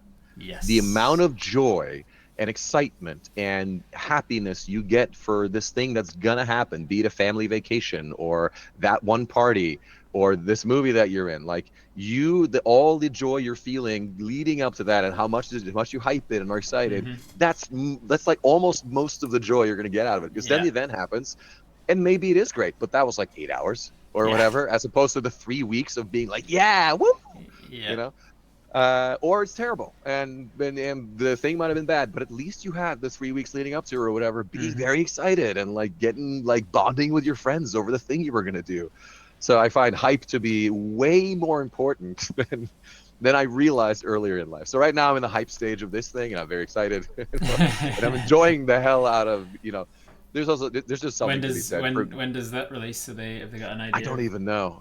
Probably next year. Probably early next year. But it's one of those, like, I am now, until that happens, I'm an actor who has a movie coming out. Yeah. as opposed to just an unemployed actor. There's been a few times in my life where I've gone like, oh, I've done this amazing thing. Like I was involved in something with like major prosthetics. I was an elf. I had the ears and the Oh, contacts and everything. And I oh, had it was a whole big thing, and it was love like that big for you. budget, and it was like fight. We had like fight choreography, and like a fighter came, a guy It's the came in and best. taught us like a actual sword fighting, all sorts of things. It was Yeah, great, and then it was that's one of these that great. just never it just fell down in post production, just never got released. No, I never heard anything Oh, about what the hell happened with it, and I was like, I even got mm. told, I don't know why, like years later, or God knows who the hell had some sort of Google alert set up for it or whatever. I don't know how they even found it, but I put on my resume something about having done it or having been involved, and I got messaged saying you need to take that down. Like you can't put it on your You CV, on can't your have it on resume. your resume that No, you I did couldn't the put it on my thing. thing that I even did it, and I was like, I did the work. I did my part of the job. Whoa, whoa, I should be whoa, able to whoa. say I did my part of the job, and then just Well, because something else fell down and it never got released doesn't mean I didn't do the work. what But was this? Was, contractually, was this Wheel of Time? no, no, no. It Was was this the a original, the pilot for Game of Thrones? it would have been great, wouldn't it? No, it was like a Oh, huge budget, like huge production value trailer for a video game or something, or it was oh, like the live action cutaways yeah, of they'll do that. gameplay or something that's Yeah, not. they'll do that. And it was something to do with Ah, some video game, and it was all very secretive at the time. They didn't really tell and us much clearly about they've what it was settled for and with you out stuff, of but court and made you sign an NDA, so you're not saying what it is. I understand exactly, that that's what it is. happens. That's Yeah, what it yeah, is. Look, they paid me a lot of money paid me a lot of hush money to not talk about it. So it's the yep. only reason I can make a living doing Oh, Dungeons and that's Dragons. 'Cause so exciting I'm and living off so that. crushing. Yes. Oh Yeah, my it was God. upsetting. I feel that in my And heart. and then other crushing moments in my D&D career, my acting career rather, is twice I have had the kiss of death on a show that I thought was going to be like a big break.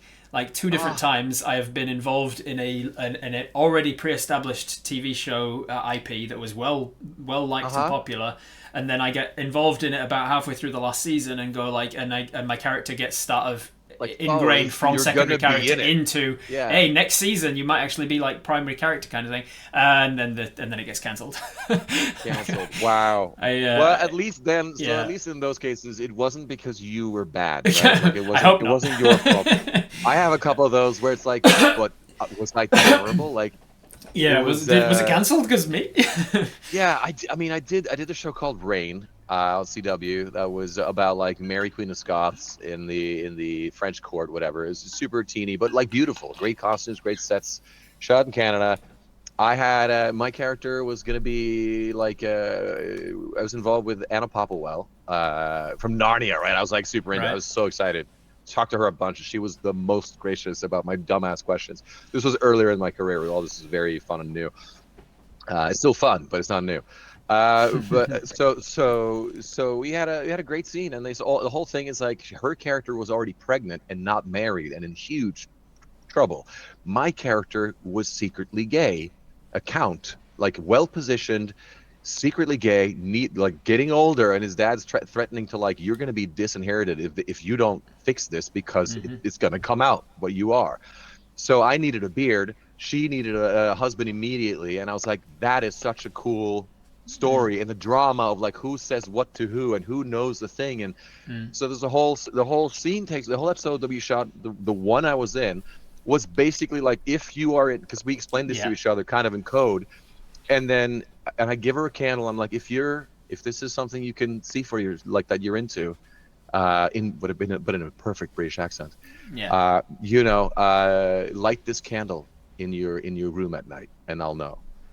And then she does. Right, it's in the show that she does that, and then cut to next episode. They're like, okay, what's going on with like Count Philip Nardine and Anna Popplewell's character? Like, what are they doing? Hmm. And the main character kind of just like, no, he's gay. You shouldn't be with him.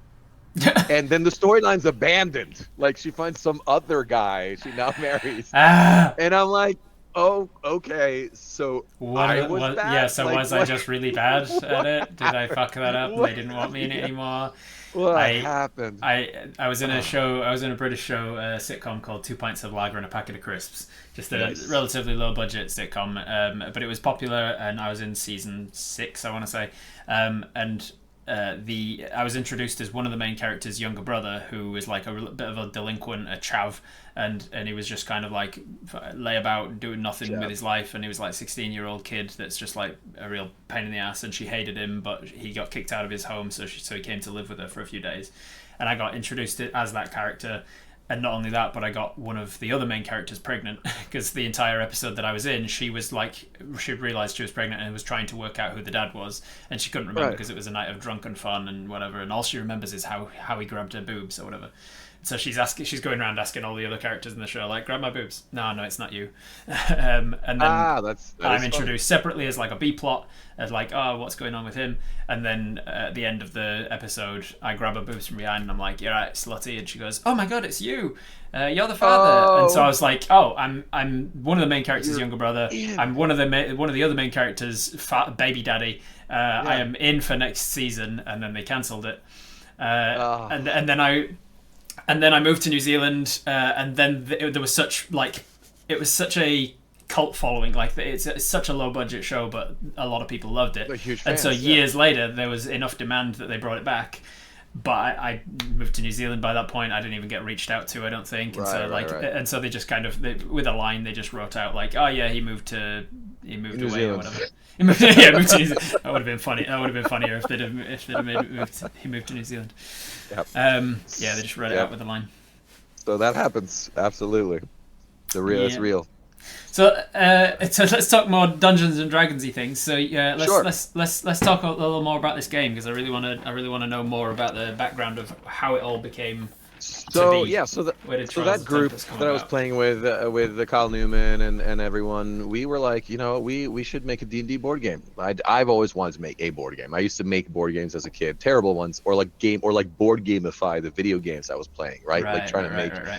I've always had an interest in it, and I was like, what if? And the streaming was just sort of popping, and it was like, what if we could get all these streamers to like play D&D against each other? Like, what if there was just a format where you can very quickly play D&D? Compared to a D&D game, it is very quick. Like to do a board game for 4 hours, almost like a tournament format, like D&D group against D&D group. Like, imagine like a Dimension 20 against Critical Role, boom,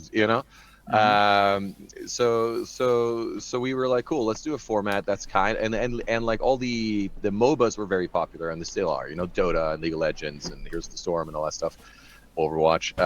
These two teams go against each other, do objectives and fight, but like in D&D though. So that's what we made. And then, of course, we had an in with Wizards, so because he'd already written some books for them, so we went out to Seattle and we demoed it for them. They're like, this is cool. We can't make it because we're busy doing another big game that we have a huge faith in. That's not this at all, but but WizKids has our license. We will shoot them an email and be like, we like this game, you should make that. And WizKids, of course, having the license from D&D and getting an email from D&D saying, we kind of like this, and can you make it for us? They're like, yeah. So we went and demoed for them, and they were into it. And then, so we ended up being able to make that game. Unfortunately for us, we were like, this could be great. This could be like serialized. We can do expansions. We can sell, because you see how there's like you build your modular sort of class. Mm-hmm. Like you have a class, a subclass, and a background. That's the bard. Yeah, you got all your cards. You got all your cards for each of the things. Each of your classes, right, and the game. Totally, and the game, each class comes with 2 subclasses in the main thing. It comes with 8 different character backgrounds, which is a mix of your sort of racial things and your actual background historically. Which I found really interesting. I'm learning Daggerhat at the moment because I'm really interested in that system and just like getting to know it because it's so hyped out at the moment.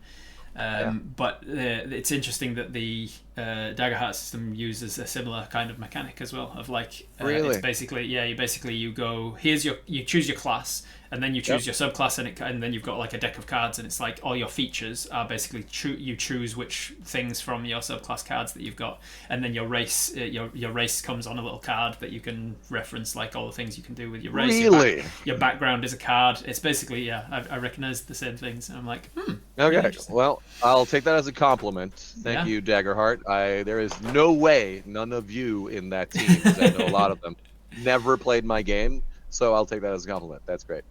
In fact, some of them are probably even involved in the playtesting because it's all happening here in LA. But yeah, so you build your deck of cards based on those things, and then you have a party of up to 4 people on either side, and there can only have one. You can only have one sort of copy of each. You can't have two wizards. Like someone on either team is a wizard. So like if that person, and then you do a whole draft thing. Like if that team has the wizard, what class do we need to counter that or whatever? So there's this whole there's this whole sort of MOBA sort of setup. If once you play the games a couple of times, that becomes really interesting. The replayability becomes huge, and then the map is just a big battle arena, miniature style. You got your little painted minis that represent the class that you've chosen, and then you randomly draw sort of 3 objectives, the trials, if you will, the trials of Tempest. You draw 3 random ones, and they populate the board with objectives that both teams will try to accomplish. And as you accomplish these things, your party gets victory points and finding magical items in the world, either by defeating NPCs or by finding opening the treasure chests that populate. You get victory points from that. So now your character is literally holding victory points, and your team is getting victory points. And at some certain point, after a team has enough victory points, the Trial Guardian will spawn, which is this giant monster in the middle. All NPCs are neutral. They'll fight whoever is near them, or once they sort of get activated. There we go. There's the Hill Giant. He's sort of the easy one. Yeah. And all the that was the Elder Oblex. That one is not the easy one. I love that it comes with all of the minis. I had when I got it, I was like, oh, I could actually use these for my game, and I'm like, nope, don't ever do that, Rob. You will lose them. You will lose them. You take these out. You take these out of the box and actually use them in your D&D games. Suddenly, and so a lot of those are unique to our game. Like they don't exist outside the game. Like all the 8 different character minis were made specifically for us, so you will never find those particular minis anywhere else. I mean, maybe they resell them and repackage somewhere else, but at least at the time. And some of the monster minis were all the same thing. So at some point, once the Trial Guardian is out, is when that Guardian falls, whatever team currently holds the most victory points wins at the end of that round.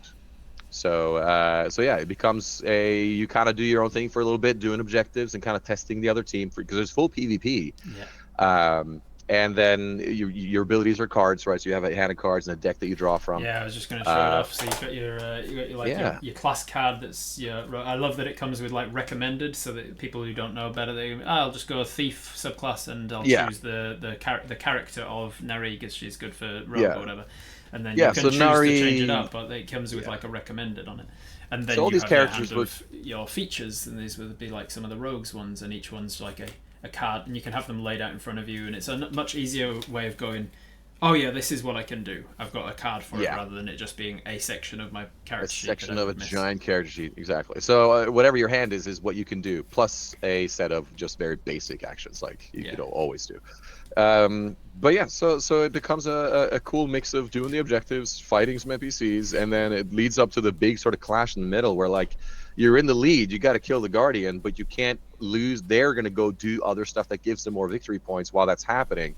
You're holding 3, maybe 2 magical items. That's 2 points you have.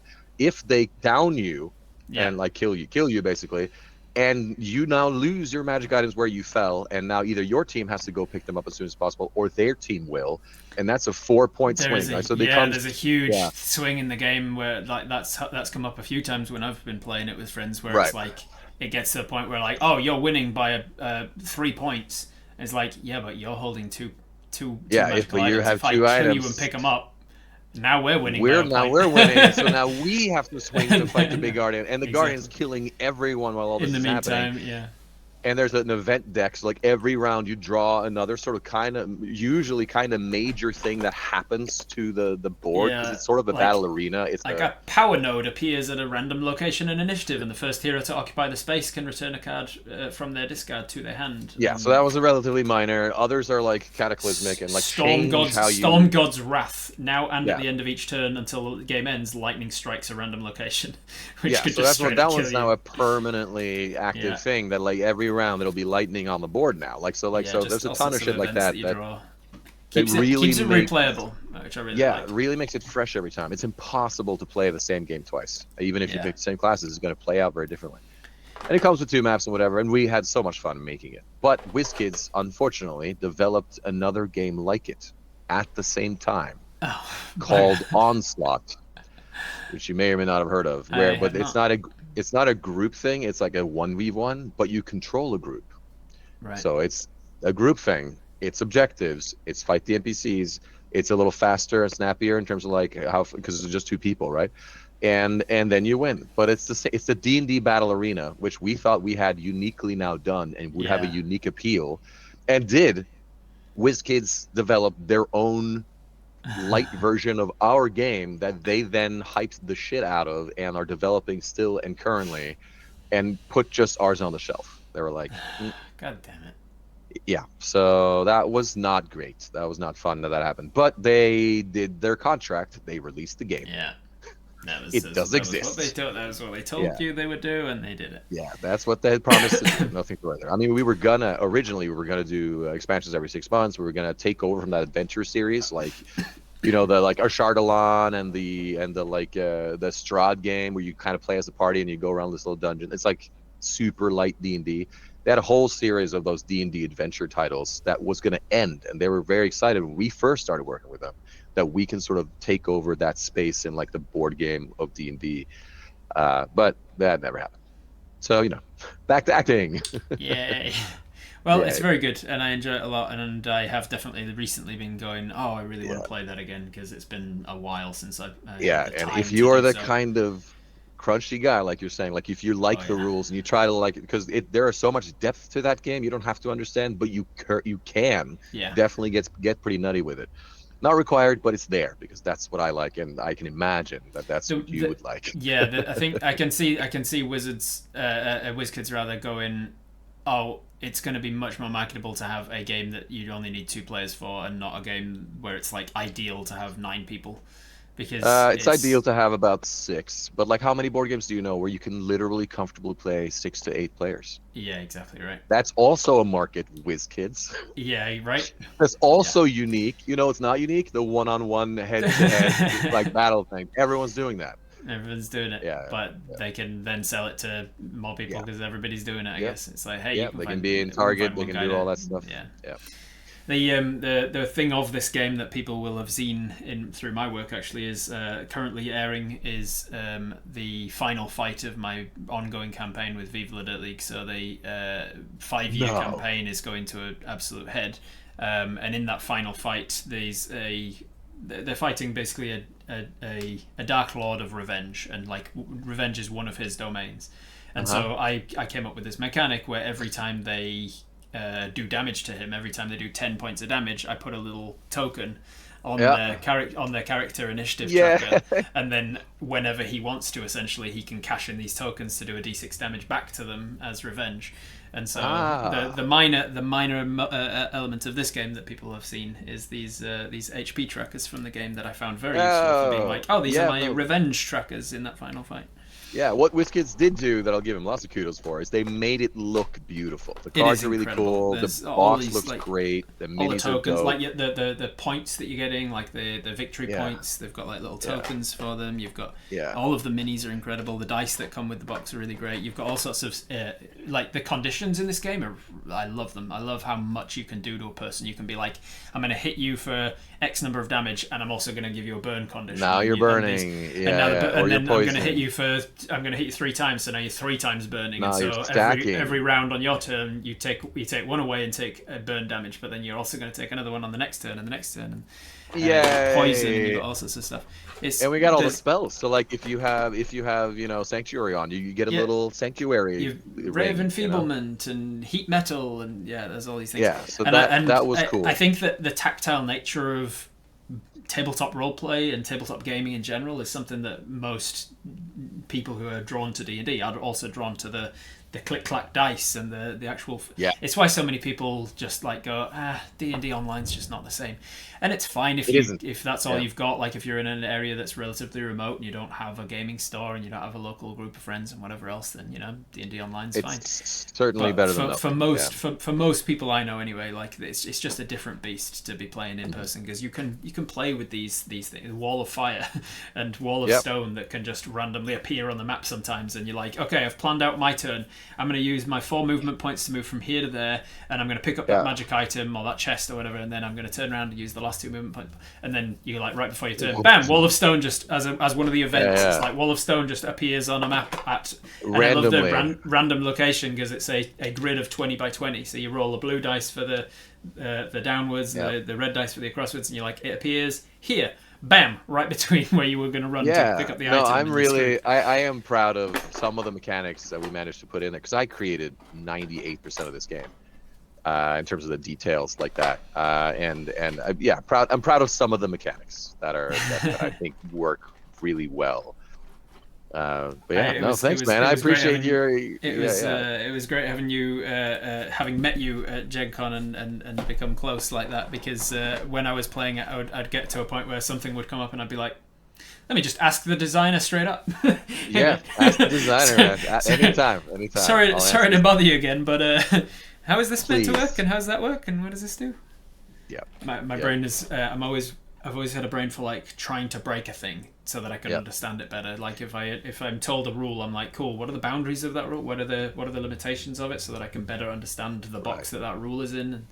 So do you have the errata? Like a month after the game came out, we came out with like an errata because there was some mistakes there. Nothing big, but like some suggestions and things. I don't know if I did. I just got whatever one you were advertising. So that one didn't have it, but online, especially if you go to BBG or whatever, BBG, I mean, you can find the PDF that's like at one page of like here's some hints and tips, and also like some clarifications if you need them, and some alternative systems for making the game kind of end faster. Right. Yeah. Yeah, I'll definitely have to get into, because just yesterday, one of my older gaming groups, like a really close friends, the people that I originally played this with, we were messaging each other on Messenger, I think, or somewhere, and we were like, we don't play enough board games anymore. Like we used to hang out and play board games like every other week or something, and we just don't really do that anymore. We allowed life to get in the way, and we want to do that more. And I was like, I want to do that too. I think I might message them today and be like, "Hey, you want to play Trials of the Tempest?" Playing some Trials, yeah. Please do, and let me know how it goes. Absolutely. Yeah. And like it truly does play better. It is a better game once you've played it. Once you have played it before. Yeah. You play it, and I enjoy playing it as the like dungeon master role of just like, I'm not actually going to play per se. I'm just going to help these guys to understand how to play. For the first time or two that I played it, I was just that. I was like. Yeah. I'll get a bunch of my friends together and just be like, you guys play it. It's it can be complicated the first time you play it, so let me explain it and help you through it. But to be clear, you do not need a DM to play this. All the AI, like all the monsters and the big bosses, have like an AI script that they follow. Yeah, and it's always very clear of like, the goblin goes for whoever's closest, or it goes for the person who attacked them, or it goes for the person who... It's always the closest, yeah. And then, so where you can mess around, you can like fire an arrow at the group next to the other group. Yeah, that's another good way to do the PvP indirectly, of going like, kobolds spawn next to them, so I'll attack the kobold, which will then trigger them into being in initiative, because if nobody has triggered them, or if you've all been hidden from them and they haven't seen you, or you're not in their line of sight or whatever, then you just kind of skip their turn. The kobolds will just be around the campfire, chilling by the fire. Yeah. But as soon as you go boink, and then you activate. Suddenly they're now they're fighting like, whoever's closest. Now it's going to be whoever's closest. Screw you guys. Yeah. Yeah. So you enjoyed the process of making it overall. Like obviously there'd be ups and downs, but there were big ups and downs. I enjoyed the process overall. It was a good time. The game was done after about 2 years. Then we submitted it to Wizards, and then Wizards came back and said, "This is too close to D&D. We can't have that." It's like, or more specifically, they're like, "This is too close to 5th edition specifically. We can't have that." And we're like, "Oh, what do you mean?" Well, so it was all listed suddenly, and they didn't tell us this beforehand. They're the ones who like greenlit this. Here's the hidden list of requirements that we just secretly after were. I designed the whole game. Thank you. What? Oh, so that sort of stuff was painful. So I had to redesign a lot of the systems to not be so directly D&D, which let me do a couple things that I think was good for the game anyway. So it ended up being fine, but it was like, I'm sorry, like what?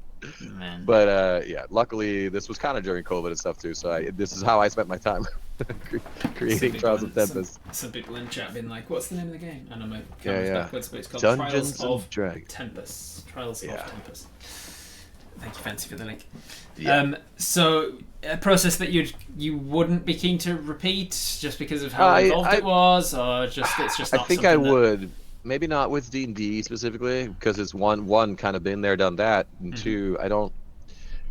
WizKids did a lot of things right, and they did some things wrong. So I'm Mm. not, super interested in. So if I were to do it, it would be with someone I know well already. Like, but I now do know a lot of the people in the industry, so I would Yeah, bandy up with some friends of mine, and then we would do something, and yeah, probably want to have it kickstarted and everything. yeah. Probably not have to deal with, if possible, a giant IP like D&D. Like that had a Hmm. lot of back and forth limitations. Yeah, I It did, imagine. however, give us access to all of their art, which was cool. So all the Right, art on yeah. the cards and the box and everything is just Incredible like, artwork, yeah. right, because it's the D&D artwork. So we Yeah, didn't have to commission any of that, which is very helpful for first time designers to be like, look, we have access to this yeah, giant treasury of awesome. So that was cool. But yeah. yeah, But absolutely. then you focused back on acting again a lot more. You do Dungeons and Dragons. Yeah, I never stopped. It was just kind of a quiet period because it was Right. COVID and right after and stuff. But yeah, and with that, and I made that really before I could like make a living as an actor. And then Hmm. right while this was still sort of at the end of this, I got the Rebel Moon movies, both of Hmm. them back to back.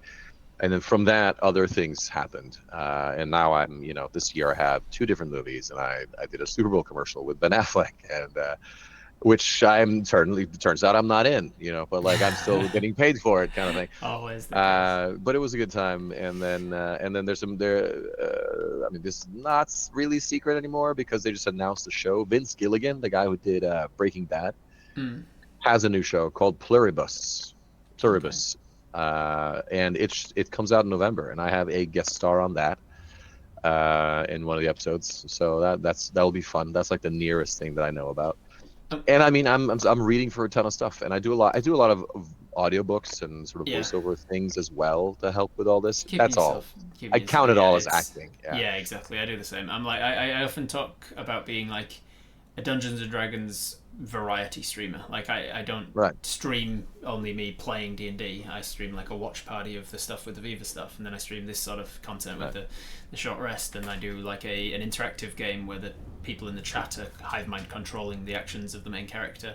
Um, I can't uh, wait to see is the Viva stuff out. Do you DMing s- them?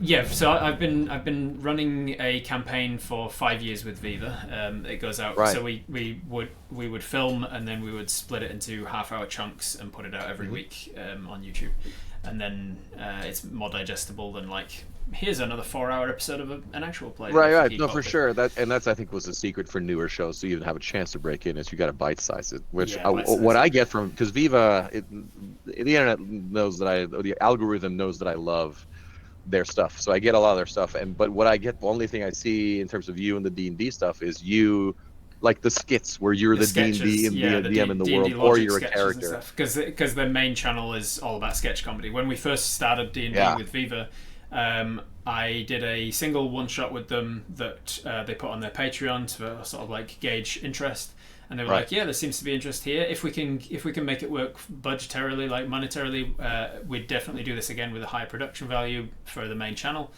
Yep. Coincidentally, around the same time, Wizards of the Coast were reaching out to just anyone and everyone, sort of scattershot style, just being like, "Hey, we've got Baldur's Gate Descent into Avernus coming out. Do you want to do Yeah. some content for it? We'll flick you some money." So they Please do this they thing. Yeah. reached out to Viva. Viva said, "Oh, perfect. We were looking to do more D&D content, but needed a budget to do it. So absolutely, we'll take the sponsorship money." We filmed a one shot of Descent into Avernus and put it up on their main channel as half-hour chunks.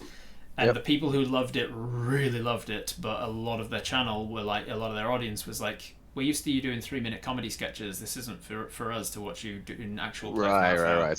So they split the two. So they were like, let's keep it for the people who really love it. Let's not just put it behind the paywall on Patreon. Let's just make another channel. So they made the Viva literally D&D channel as its own thing, and Yeah. then it immediately took off, and everybody who loved it was like had a place to go. Dude, Um, congrats, man. That's huge. yeah, yeah, They're it was really huge. great. But it does Um, mean that the people who love their content, like usually because of algorithms and the way that it works, I just pushed the latest stuff from their like main channel, yeah. and like here's another sketch from them, here's another sketch, here's another comedy bit, here's another short, here's another skit, and How are the so many people, even though the channel's been active for 5+ years, people are still going, how did I not know you had a second channel? How did I not know you did TTRPGs and one shots and blah blah blah? Yeah, I can imagine. How are the guys? Like whenever I watch them, I'm like, they seem like such wholesome, funny, cool people in real life. That's what I Contractually want to obligated believe. to not say anything bad about them. So I can. I was leading the question. Yeah. No, they're great. They're good guys. We've had times of difficulties, disputes because of their communication styles, I would say. Oh, sure. They not like major things, no bad blood or anything, just like moments where I would have preferred more direct communication about certain things, and then we've had we had a moment I don't know, a year or something back when I think like avoiding actually having direct conflict or like addressing things that were problems had gotten to a point where it was like, I think we need to talk about. I think we need to talk, get stuff out in the open, and we had like an HR meeting essentially where I went in and chatted with them about like, I just don't feel like you this and that and the other, and they were like, yeah, well, we don't feel like you're this and that and the other, and it was really good to have all that out. And since then, it's been wonderful. Like I was up to that point, it was feeling like I was starting to grow resentment for certain things and the way that they worked and stuff. And again, not about who they are as people. Wonderful people, really kind, really fun, really genuinely funny people. Just their natural ways of communicating would often it's like be a play a little style lacking. thing, even. Like I'd just there were elements sometimes where I'd go, I didn't know we were doing D&D merch, or I didn't know we were doing this or whatever, and I'd hear about things from the audience, like the people would go, oh my god, I can't wait for the new bobbleheads or whatever, and I'd be like, all right, I guess I don't get to know about that stuff, and it led to a feeling like I wasn't a part of the group, like I wasn't right. And I know I'm not a core member of the group, I would feel like I'm not. Am I not important enough to talk to those things about? And then after that, I said like a year or whatever it was ago, it was a really good time to have that. To just sort of hash it out and be like, this is how I've been feeling, like I'm under what's the word, like underappreciated, yeah. And they were like, sorry that you've been feeling that way, and we're just bad at communicating essentially. Where are they based? Cool. They're based here in Auckland. They're out west Auckland, yeah. Okay, yeah.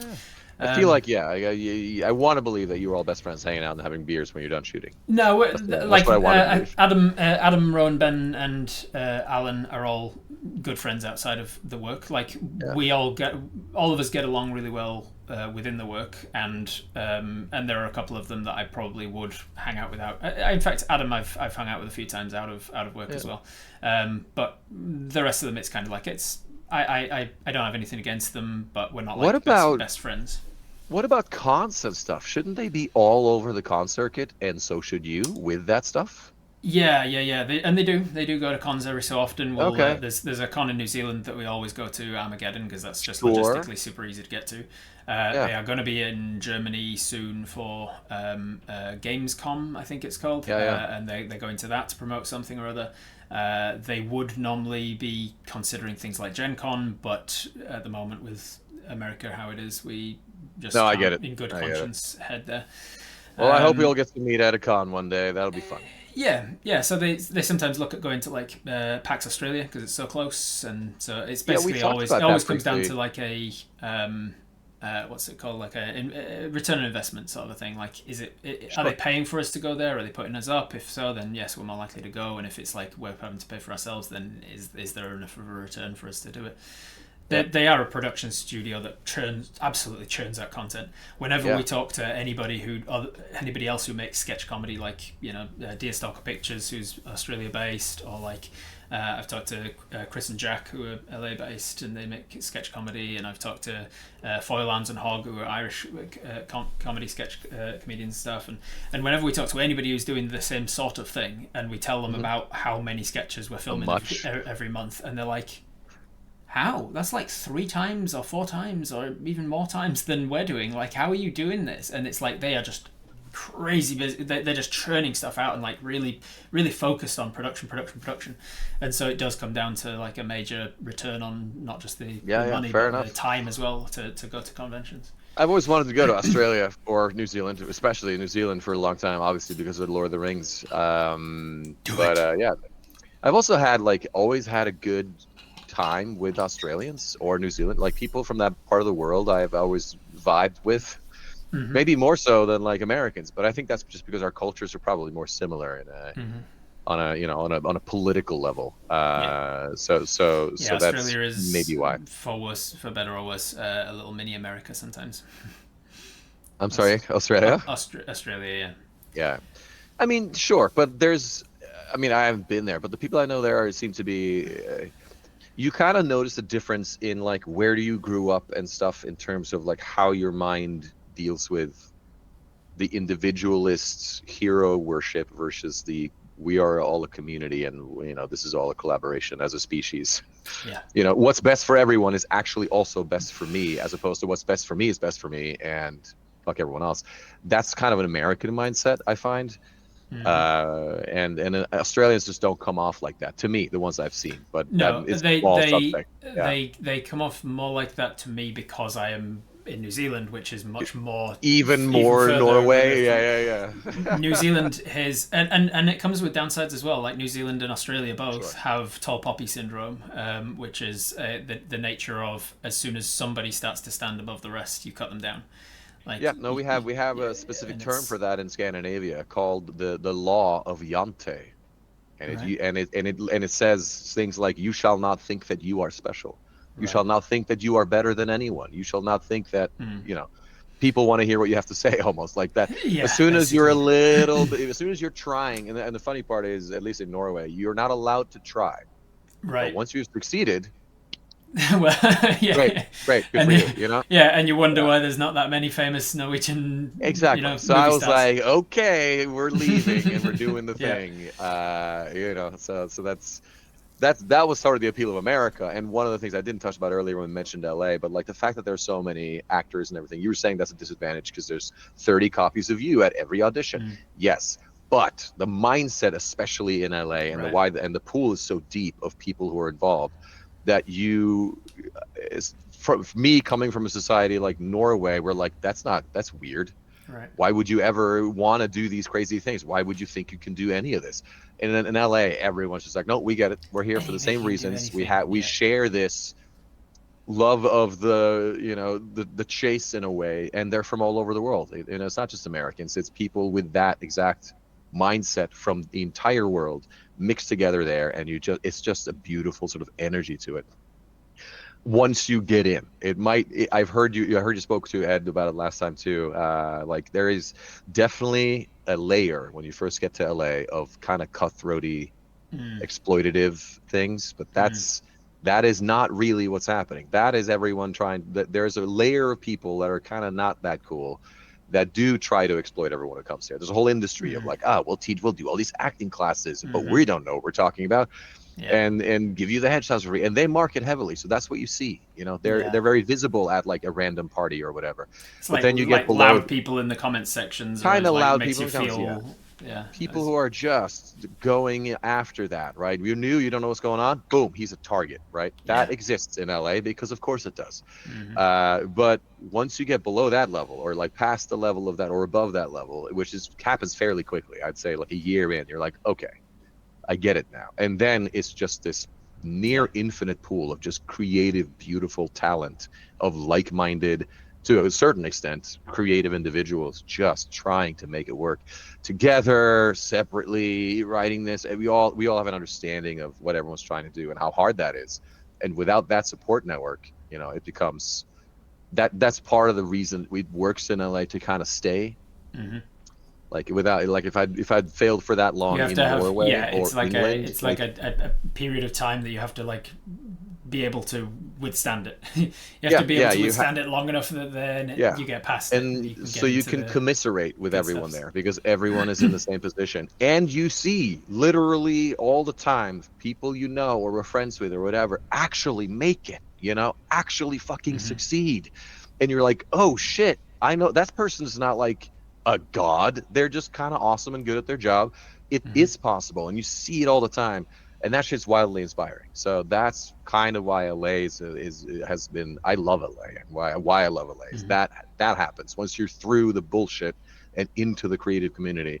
That really is that's the community that makes all the stuff, Yeah. with some exceptions, I'm sure, with everything. But that has definitely been an important part of my journey and why it's been possible to even do what I now do 15, 20 years later. Yeah, that's Yeah. good stuff. I like that perspective. Yeah. I'm glad that you're also making it work for yourself now. Yes. And have been for So a few now years, I, and you know, that's like I can in live some on this. ways, yeah, I'm now that guy for some of my friends, right? Like I can, well, now I haven't made it yet, but like I am doing cool Well, that's the stuff, and thing. they're like, Like oh you, yeah, if as soon as you have, because that's the other thing that I find really interesting is that there's a lot of mentality of like living in the future and expecting that one day you have to be XYZ in order to have made it, in order to be successful. And it's like right, you're making a living doing your acting work and tangential related acting work and things that which you is enjoy crazy. doing, Yeah, and you have made it. You're not famous, but you've made it. You've made right. it. You've made your life into what you want it to be, which is pursuing a career. And yes, there's other things that you would like to do as well, but it doesn't mean you can't enjoy the stage that you're at now and the fact You're that right. you have succeeded and you are That, successful. thank you for saying that, and that is one thing you miss in LA a little bit, other than Yes, the other people who are still struggling. But what you kind of do so forget easy is to how compare. special it is that It's you so are easy to able to compare do that. yourself in LA. I find to be like, I've gotten this stuff and I'm making a living doing whatever I'm Yeah, doing, yeah. but this other person's just booked this So gig. and so Oh, is this other crushing. this thing, yeah, this person's crushing it and they're Yeah, successful, it and that's is. my It, metric yeah, of success now. It's like, no, that's that's not the true. metric of success. That is like ultra success or whatever. It's a different Right. beast. Like The, you have already met the metric of success, and as long as you understand this is what you're doing and you're doing it well. that's a I've had cool to way to teach look at myself it. that a lot as well because I'm like, Yeah. oh yeah, I'm this and I'm that and whatever, and I could be doing whatever, but I'm like, I take a step No. back and go, I'm making Yeah. I'm paying my No, mortgage you're one and of my the top bills people in the doing Dungeons and world at Dragons. this thing. Yeah, Yeah. you have made it in that How many space. people would kill to do that? How many people are getting into Dungeons and Yeah. Dragons content or whatever and going Hopefully like, no I'd one. love to Don't be able kill us. Yeah. to. You're not going to get my role Yeah. if you kill me. It's not That's how it true. It's works. not that easy, we promise. Yeah. We've tried. I mean, sorry, no, we haven't. Yeah, Yeah, yeah. no, I'm speaking yeah. from experience. I've No, killed yeah. so many people who look like me. So many people who look like me. It's like I thought it was a Jet Li thing. I thought it was going to be like the one or whatever it's called, where it's Why like are I there kill no everybody Norwegians who's. in LA? Yeah. It's been 20 years. Why are there still no Norwegians? No idea. Weird. So it says as he Yeah. buries They all another went body. on a boat ride and never came back. Oh God, dark, dark. But yeah, no, you're right. You're right. That perspective is also you kind of lose that perspective when you're surrounded by people who are doing the things and doing well, What you or even expect to just be like more. who are on these sets. Like you're on a set that's supposed to be a different planet with all these huge people, and like anyone else would have been like, what is happening? And you're just like you're at work. Yeah, yeah. You know, I mean, are you loving it? Absolutely, but like you kind of the number of times we're on a green screen and we're just doing yeah. the most fucking batshit stuff, and then it's usually Ben that's most self-aware about that shit. Ben and I will look at each other and be like, how's work? Exactly. How's the job? And I'll like usually pretend to be at like a water cooler at like an office, and I'll be like, Yeah, so how's the spreadsheets going? Or Yeah, or whatever, the and he'll be TPS dressed report. up as like a gigantic poo or something, and he'll like I'll be like, Yeah. I'll have just been miming sucking off a tentacle, and he's doing this thing, and then we're covered in Yeah. blood, and we're just doing a green screen of How's whatever work? bullshit. One person's like got a goblin beard and makeup on, and we're like, Yeah. how's your job? How was work today? And it Yeah, is it just cracks us important up. to keep that alive. That feeling, I was like, this is actually fucking crazy. That Yeah. that feeling is valuable.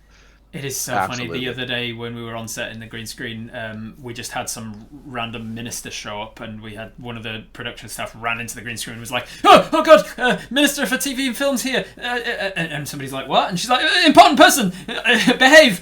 And she just ran out the other Like, door. no. Yeah. And then some guy walked in like in a suit, and like nobody knew who the hell he was. Nobody had met him I'm before. like, we're He was here a real for the pompous vibes, though. asshole. Yeah, and I was like looking at Ben, being like, no, because he has no No. filter. His Do brain it. is one that goes, if something's funny, it's gonna come out my mouth. Yeah. Regardless of if it's racist, sexist, whatever, because he's so not that kind of a guy in his Right. like actual, and that the funny thing for him, I think, is often, wouldn't it be absurd if I thought this way, if I actually said these things? Yeah. That's true. then But you to a gotta point know where- him to know that, Yeah, right? exactly. So, yeah. And to a point where it even becomes a problem where I'm like, the fact that you're saying these things out of irony doesn't negate the fact that you're still saying the things. Yeah, yeah. You might be coming from the right place, but I had to be like, I still be looked at him and I was like, hurtful. and so this minister walks in and we're like kind of taking the piss a little bit. And Adam, meanwhile, is dressed up as a I can't remember what the fuck he was, a goblin or something. He was doing something stupid on the green screen, and he was like, I think he was on the floor, or maybe he was in.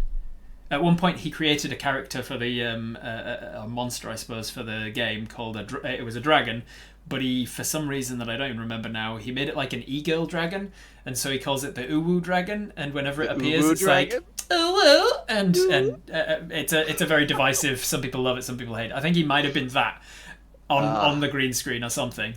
Right. And this minister for TV and film walks in, which turned out we later worked out like, why the fuck was he here? He just turned up on a completely wrong day. He'd arranged a tour of the studios with Adam for like a month later or something, and turned up completely wrong. And he's unfortunately we've got the Conservative government in at the moment, and so he didn't know anything about TV or film or what we do there or anything. And he was like, "So what do you do here?" He was so condescending. I tried explaining what it is that we were doing, and he literally said word for word, he goes, "And people actually watch that with that attitude and that face." The TV for film and the Minister for TV and Film in New Zealand said, like, when I explained, we've got a YouTube channel that has hundreds of thousands of people watching, and we do Dungeons and Dragons content, and then we do green screen cutaways of what we're doing at the table so that it's funny for people to actually see, blah, blah, blah. And he goes, and people actually watch that. And I said, because I have no filter either sometimes, I went, no, nobody watches it. That's why we can afford a team of 12 people behind you in the largest green screen studio in Auckland. Yeah. And he went, yeah, I suppose. That's so cringe. I hate when that happens. It really pissed me off how condescending. You know why, though? It's because people like you are busy doing all the cool stuff, and the people who are in charge never did often, right? Like, they're there looking for power in whatever sense of the word. Yeah. And I looked him up later, and he was previously minister for something completely unrelated to the arts, and then he was a minister for something completely unrelated to either of those things. So and it was like, oh, you're a career politician that's just like been jumping around. And when the current government got in, they were like, "Oh, we need someone for the arts. Who can spell TV? You? Cool. You can." Or who do we not like, but we have to give a ministerial position to? Yeah, it was one of those situations. Yeah. Whereas Adam said, like a couple of weeks previous, he'd got the minister for the Labour Party, the Liberal Party.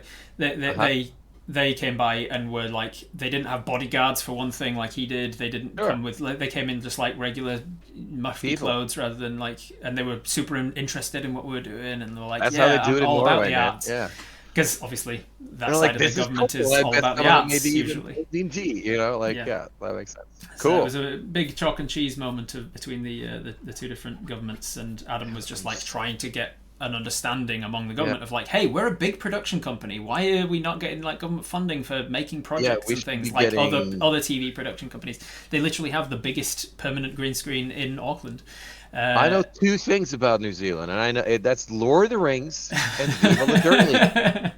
Like, that's why no are joke. We not getting better funding? Yeah. I'm in a specific environment, but like that's it. But it is hilarious to be in those sorts of situations. We're all laughing our ass off at Adam doing something utterly ridiculous with some character, and then the minister walks in, and we have to be like, and Adam had to like shake his hand in whatever the fuck costume in whatever the costume like, was. Yeah, I'll be with you in a moment. I just need to finish this scene. And he sat down to watch the scene as Adam was like, oh, careful, Zaddy, where's those tentacles going? Yeah, whatever the fuck.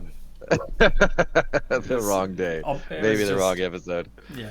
Should have done the World War II one. He would have been like, "Oh yeah, cool." Yeah, I get it. Yeah. Anyway, nice. I don't keep you all day, so we're running out of time. So I do want to, however, talk about your like future plans of what's on the cards for you. Before we get into that, I just want to remind my chat that if you want to ask questions of me or Thor, you can redeem those with channel points, and then it goes into a redemptions list, and then I don't miss them in the chat while I'm busy talking. So please ask your questions. I'll answer them at the end.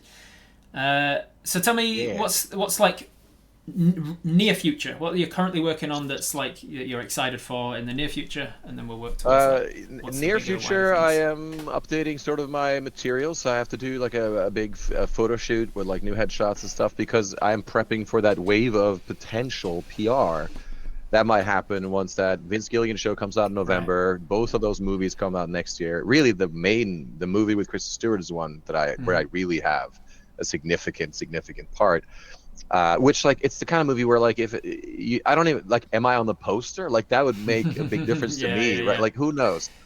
So it's what happens there. I just need to be ready for that, and otherwise I'm now after sort of the cons in a little bit of a quiet period. We're just now Yeah. doing the everyday work. Like this week I've had 3 auditions. I have one over the weekend, and it's all like big TV or film or whatever. Um, and then we'll keep doing that. I'll be get back to my everyday rhythm of just like sort of doing these things, trying to uh, book new stuff along the line, staying in shape, trying staying on Hmm. that like workout Yeah. wave that you get to build between major things where you absolutely collapse and just drink for a week straight. And yeah, so I have potentially now a commercial that I'm shooting in Norway while I'm there visiting family at the end of August. And then there's the thing in November Does with your does your do you have agent in Norway that gets you those roles when you're in the country, or does your agent in not LA really. handle those things? uh no, it's really me. I mean, there are in Norway, there's these casting agents Mm. that, so it's really, you don't have an agent unless you're wildly famous, Right. because it's so small, kind of. But these casting agencies work as both in a way. Like you have to sign up with them and they know you exist. Then they get the castings from production and then they Yeah. try to fill the roles Right. themselves. And then you kind of get paid, obviously, that way. So I Yeah. know one of those casting agencies just recently put out, "Hey, we need to hire someone in Norway who speaks fluent American and looks like they could have been on like one of these like U.S. Yeah. Yeah. hospital shows, Yeah. like Grey's Anatomy." I'm like, boom. I Lucky for got you. you, I I'm gonna got you. be in the country, exactly when this is supposedly Yeah. shooting. I got you. So there's a pretty high chance I'll be doing that, and then just visit family, and then back on the grind, until those movies come out, and then we'll see. And We'll see then what that it's all means. down to how much they're Then, marketing it and how it does, and whether they're yeah, putting your face in the promo. I mean, in the positive side of that, it's Neon. That's the distributor. So Right. Neon were the same ones that won the Oscar this year for oh my God, Anora. The movie Right. Anora won the Oscar this year, and it was a low budget movie, and then they PR'd the shit out of it because it was good, and then they won the Oscar. So like we Amazing. know they have the wherewithal They're to be like, setting oh, this precedent. is Yeah. good. If they like it and this is good and they believe in it, they will push it. So like if that's what That's happens, then good then. fantastic. Fingers crossed for it then. Fingers What about in the crossed. what about in the D&D space? You still playing currently? You Yeah, still I have running my D&D? I still run my own Tuesday group that I've done ever since from the beginning, which has a lot of those members that we started with, in Mm-hmm. 2015. And then we also now have Craig Mazin is the guy who writes Last of Us and Chernobyl. Oh shit. He's in that one, and Cool. he is an awesome guy, super funny, and Mm. love having him there. He's like everyone at the table is, oh, Craig's coming, cool. We know it's going to be an even better session. We just know the session gets elevated. Is it Uh, sort of like a group of like you just kind of have a pool of people that just show up whenever they are free to do so? You don't have like we There's a core of like 7 players, and right. we decide whether or not we want to play that week if like 4 to 5 of them can make it. Right. Yeah. And in addition to me, and then there's a go. So it rotates between Yeah. those 7, but we are in effect it's all of them at once. We just kind Yeah. of have to do whatever you do when the player's missing, right? Yeah. I But gotcha. I for D&D Castle, I mean I'm thinking about going to PAX Unplugged. I'm thinking about doing that, but I don't know if I will yet. I'll have to have a reason to go. And then there's a D&D Castle has at least 2 of them next year. One in January and then one in the summer. And yeah, that's kind of all that's on the agenda specifically. Yeah. Fair enough. You see yourself doing D&D in a castle for as long as they'll have you, essentially. Like, are you're not Yeah, getting bored kind of. of I it, mean, not getting too much. no, I mean, I was on some level. I have times when I go there when it isn't the most fun ever. Mm-hmm. But then I have times like the last one where it is the most fun ever. Like that was with where I met Ed and Hannah Harper, and of course B Day was there, and Beth Mm-hmm. the Bard, and it was and Chris Hatley or Mm-hmm. Hately. It's that group just really vibed, and it was a really, really magical, special D&D in a castle. Right. Easily, at least, if not my favorite, then top two ever. Nice. And it was such a good time. I'm like, you know what? I could do, if this is the kind of Yeah. vibe, if they can curate the right type of talent, right, so that you just have a really good time with it. Um, and it is such a rewarding experience because everyone there just absolutely loves being there. It's a really magical, kind of unique thing when people from all over the world, like I had two people from Australia at my table this time in England, Mm. right? And they've been there 8 times. They've been there more Wow. than I have. Okay. Yeah, they are into it. So it's a Damn, really that's cool. special atmosphere. So yes, I would do it as long as it makes sense, right? Yeah. I've I had to remember cancel in the past, yeah, a for few like productions and stuff, but yeah.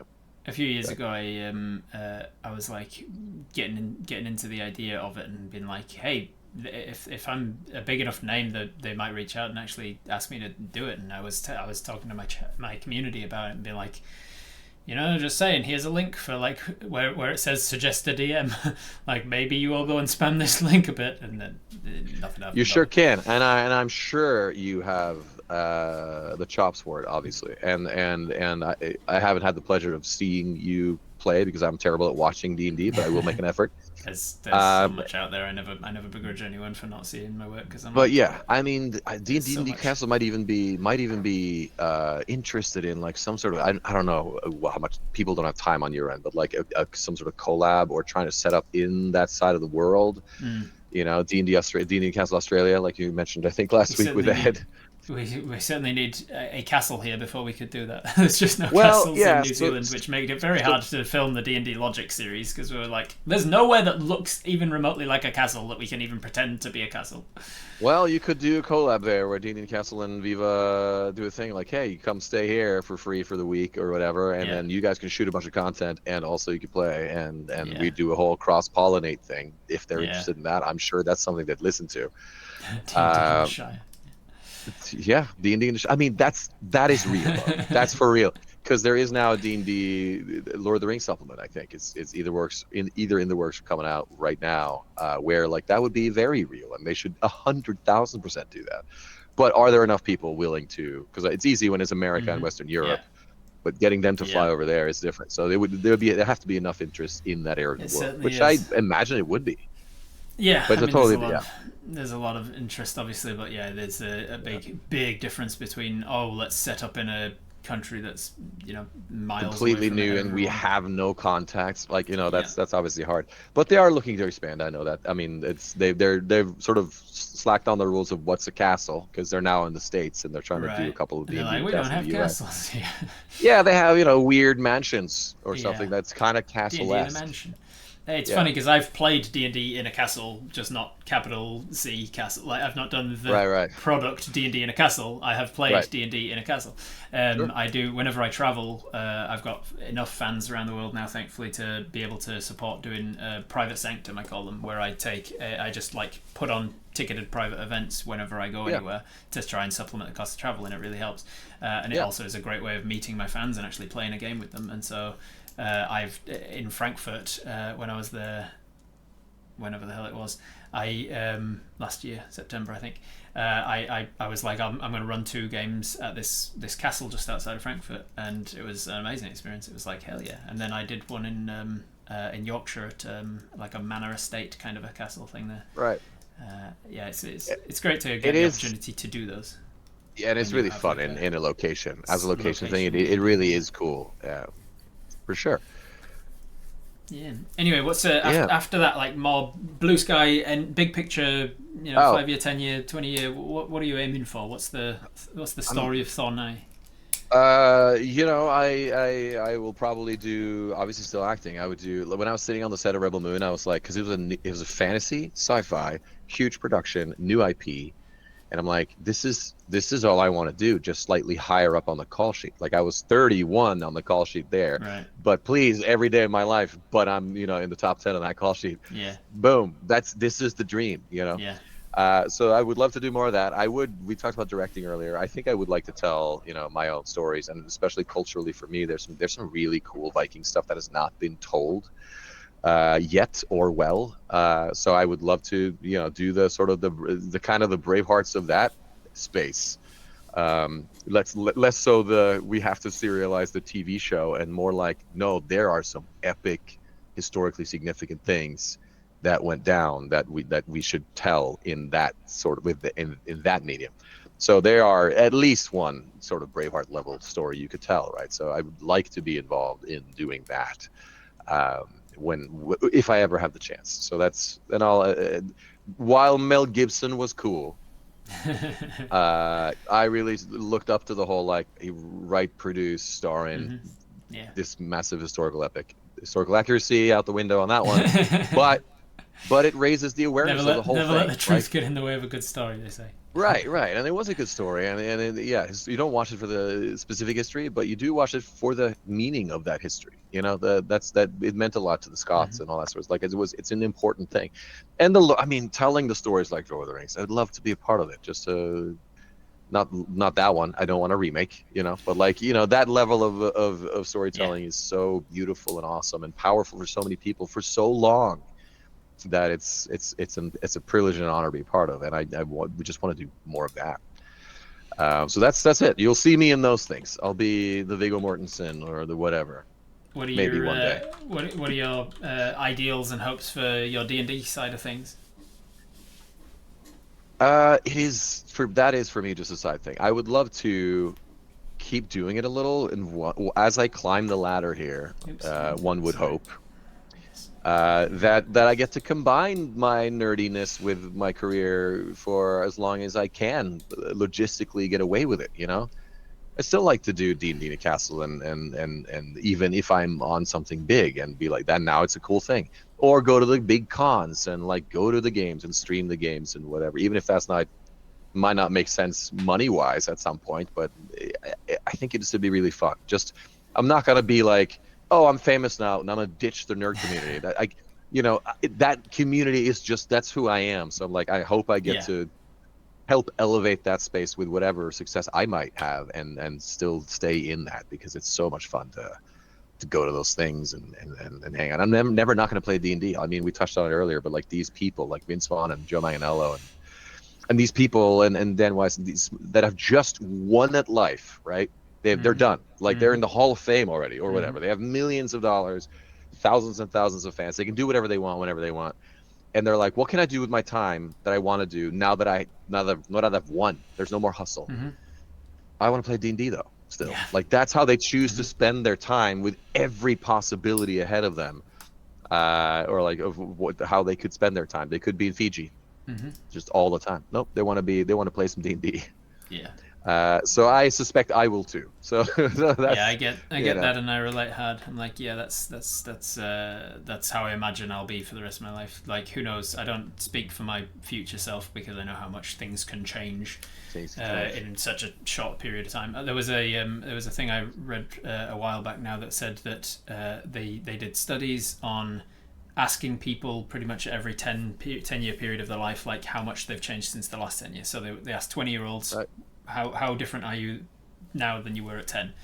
They asked 30-year-olds how different are you now than you were at 20? And they would also ask them, how different do you think you'll be when you're 30? How different do you think you'll be in 10 years' time when you're 70? Whatever. And like, no matter what the age range was, they were still asking people at 80, how much have you changed since 70, and how much do you think you'll change since till 90? And the 80-year-olds were going, oh, I've changed a lot since I was 70. I'm not the same person I was at 70, but I'm pretty sure I'm stuck now. I'm like, now I'm the person I'm always going to be. And it was just that way. People, generally speaking, people are so bad at predicting how much they're going to change over the next 10 years, but so good at recognizing really cool. how much they've, or even overestimating how much they've changed in the last 10 years. Right. And That's I just, really cool. I just don't try to put like, I don't speak in absolutes, I guess, about my future. I don't say I'm always going to do this or I'm never going to do that, because I even say like, some people say like, do you play any instruments? And I tend towards saying, no, I don't play any instruments yet. And that's not saying I have any interest in playing instruments, but I just recognize that maybe one day I will. Maybe you will. And this is why I don't have tattoos. And so, right. And so I can feel like I will probably always be doing Dungeons and Dragons, but I'm you know, if you broaden that out, I'm more confident saying it. Like I'll always be involved in storytelling. I'm pretty confident saying that. And I And mean, that the will world is usually be told changing. through TTRPGs of some kind. Yeah. So the world's changing so fast. Just imagine the kind of media we'll be producing in 10, 20 years. You know, it's AI, virtual worlds or whatever. Like the storytelling is just going to be on a whole different scale or level, or at least have a different shape. And there we are, at least Yeah. now positioned in a way where we can immediately try to take advantage of the cool new thing. So yeah, it'll be fun. Love It'll it. be fun to see. Let's start asking the questions that the chat have Yeah, got let's for do us, some because there's been questions. quite a few come in. So Redial 2 Oh, hours ago really? asked, did you get invited to Joe's basement, the wine cellar turned into the D&D dungeon? Yes, that's where we were playing, and it's amazing. He It's has every every bit as, mini ever. it's every bit as Every good as they wall say. there Yeah. has like a giant closet, and it's like, oh, you're playing a specific, you're a barbarian halfling wielding an oversized halberd because you have a belt of giant strength. Yeah, I got that I mini. got the mini. Oh, wait. Oh, it's invisible. Okay, I got that mini. I But got in that mini as clear. well. Yeah, you Yeah. know, like it's I've just always said that. I'm a bit of a he has minimalist. I everything. live in a Yeah, relatively small house. I don't yeah, collect things. I'm not really somebody who hoards stuff. I don't have sentimental attachment to items and stuff. The yeah. one exception, the one thing I've got a collection of that I can't get enough of is minis. And for that Right. exact reason, like, yes, I've got a rogue tiefling holding two daggers with a hood up, but Yeah, have I got a rogue tiefling holding two daggers with a hood up, but also female? Like, yeah. because if I have, then I need that. With an instrument on our back. Yeah, Like do I have that mini? I need that mini. yeah. If I don't You need have it, that I mini. need it.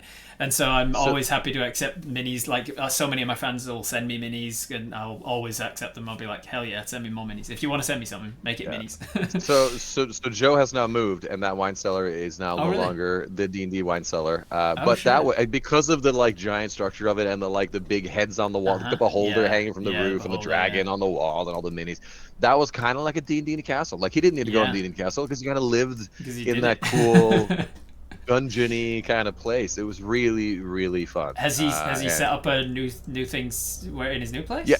yeah, in his new place, yes, he does, but he doesn't have that kind of dungeony wine cellar now. He Right. still has that amazing table that some of you may have Yeah. seen. Yeah, so when he did move somewhere else, he did have to be like, but can I fit the table though? You know, I was gonna say that was would be one of, like that would be a prerequisite of what I'm looking for in a yeah, house. exactly. So he does have a new space. Has it Still got full, has it got a just dungeon space where I can play D&D? Oh, yeah, has it also got running water? I guess maybe. unabashedly just nerdy and Yeah, hardcore. What Joe is, yeah, I that's love the that. space is still that. So that's very cool. Centauri asked, in general, what are your favorite campaign types? Shenanigans or deep humanoid drama?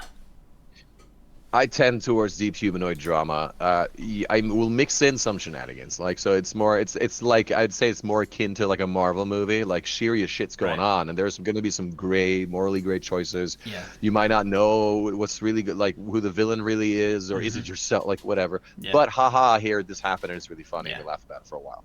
So that's we try to strike a balance, but I tend towards the darker stuff. Yeah, I think we're similar in that respect, because I find myself to be quite a it's going to sound really braggadocious, but I find myself to be very versatile in my style of GMing, because most people know me from my Viva La Dirt League work, and then I've seen a few comments over the years of people going, "Oh, I've tried Rob's his own campaign on his YouTube channel, Twitch Tales, and it's just not for me." And I'm like, "Yeah, and that's completely fine, because it's a completely different style." Different style, Like, yeah. people see me from Viva the Dirt League and expect the short, snappy dick jokes and ridiculousness and stuff that comes from the Viva guys. Like, Yeah. in that dynamic, I always find myself to be like the foil of the comedy sort of Right, setup. right, 'cause I'm bringing yeah. I'm bringing the realism of the world and the scene and the realistic responses that the characters would give. Like, they're always the straight man NPCs that they're interacting with, Right. and then the Viva guys are the ones who are comedians and making comedy colorful sketch stuff, and they'll be bringing in stupidness, Yeah. and we can all joke about it. But I'm there for them to comedy off of.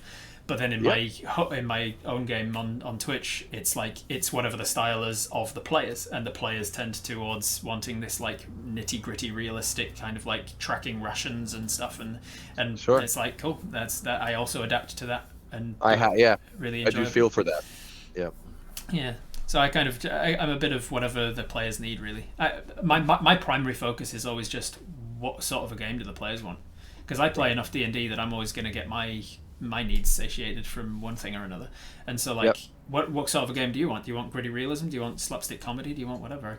I can run that game. That's the talent, being that versatile. Madrid asks, what's your favorite class or character to play? I always play the Phil because I play so much, right? But I think like if I'm a type of character, I've always leaned towards like fightery clerics or fightery support, healer, paladin, cleric, that kind of stuff. Just and like in Afghanistan, when I was on the ground in Afghanistan, I was it was mechanized assault infantry, and in my team, my rifle team, I was the anti-tank guy and also had I was the medic, the combat medic on the ground, right? So like I'm here fighting, but I also have the medicine. I'll cast the healing spells. Healing word doesn't work on a real battlefield, so you have to take the full action or many to actually you have to take several actions in a row but yeah, so I've always kind of tended towards that sort of kind of protectory, but also keep them up solid, where you can defend yourself. helpful.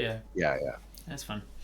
Redile asks, of all the people you've played with, who gets most into their character roleplay wise?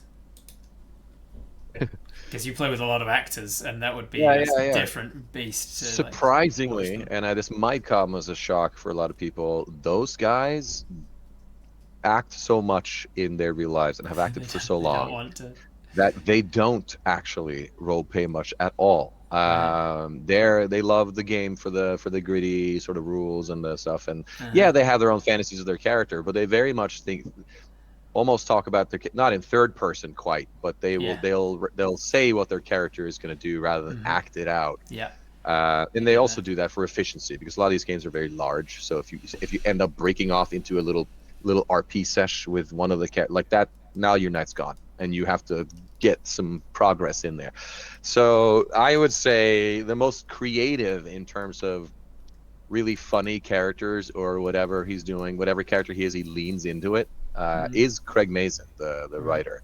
He comes up with just the craziest ideas for a character, and then like leans into it in a really fun way. So he's probably the most sort of dedicated to the character part of it. A lot of the others really like the power, the spikes. So they're a little bit power gamer. They say like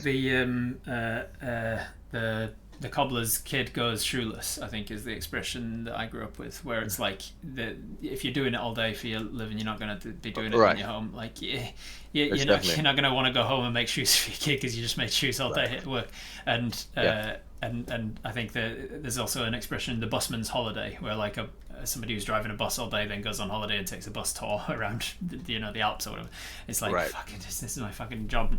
I'm on spending all my time. Yeah. He's not gonna do that. Exactly. Yeah, exactly. So there's less RP than especially less RP than you see on these big productions. But those big productions are a rare form of D&D. I think that is not normally what happens. Yeah, for sure. Yeah. Ridal says, when you're doing world building, do you include your Nordic roots? Oh yeah, absolutely. In fact, my campaigns in D&D the Castle so far, I've run like 7 or so games there, events, and I've now done 2 different campaigns. And I mean, I got to lean into what it is that I can offer that's unique to me. At least that's easier. So you can call that lazy, or it's it's appropriate as opposed to what people would expect.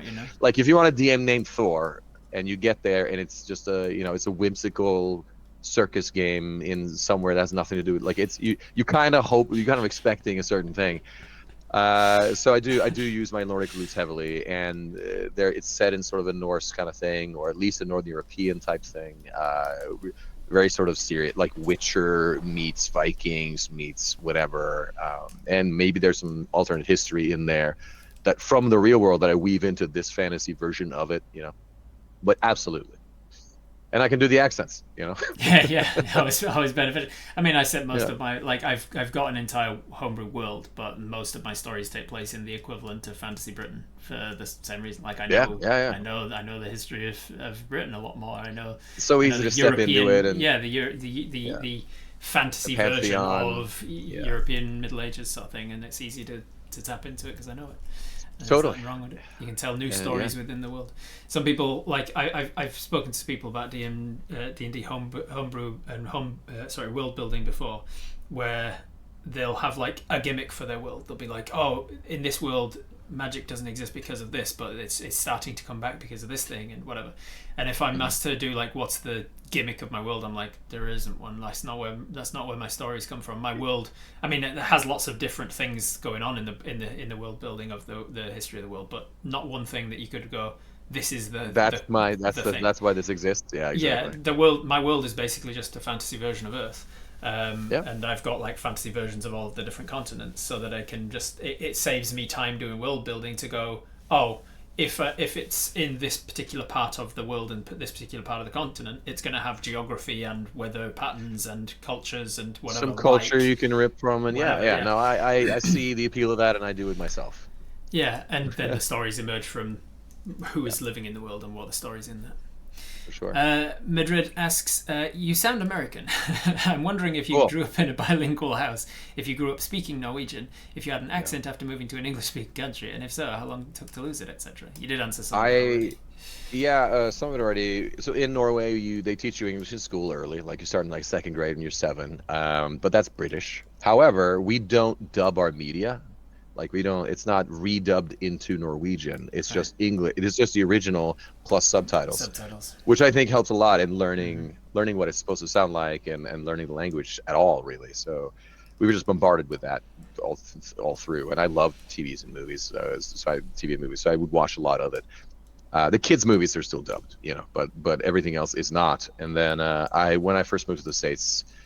Well, I did an English IB program for high school because I knew I wanted to go somewhere and be an actor even then, kind of, because those cabaret things. So I did the IB program, which is this sort of private thing for international students, which is a higher level, generally speaking, than the public schools. Although in Norway, that's almost only barely true because we have decent public schools. Yeah. But so a lot of my just classes in high school were in English as well, because these were like ambassadors' kids and stuff like that. You said you learned British English. Like, did you have a British accent at all? Like, because I always find it funny when I'm speaking to somebody who is English isn't their first language, and I can tell that they were taught by a Scots guy or whatever. Because I'm like, you're speaking English with a Scottish accent despite being French. My British accent isn't great like if I improvise it's not great, but like I can if I learn the lines I can learn it great. It's familiar enough to me because of all that, and because I lived in London for a little while as well while I was trying to pursue the acting there. But yeah, I can put it back on. I got rid of it mostly through immersion, living there, but I also did actively do some accent coaching when I first got to the States. I did the same when I moved here.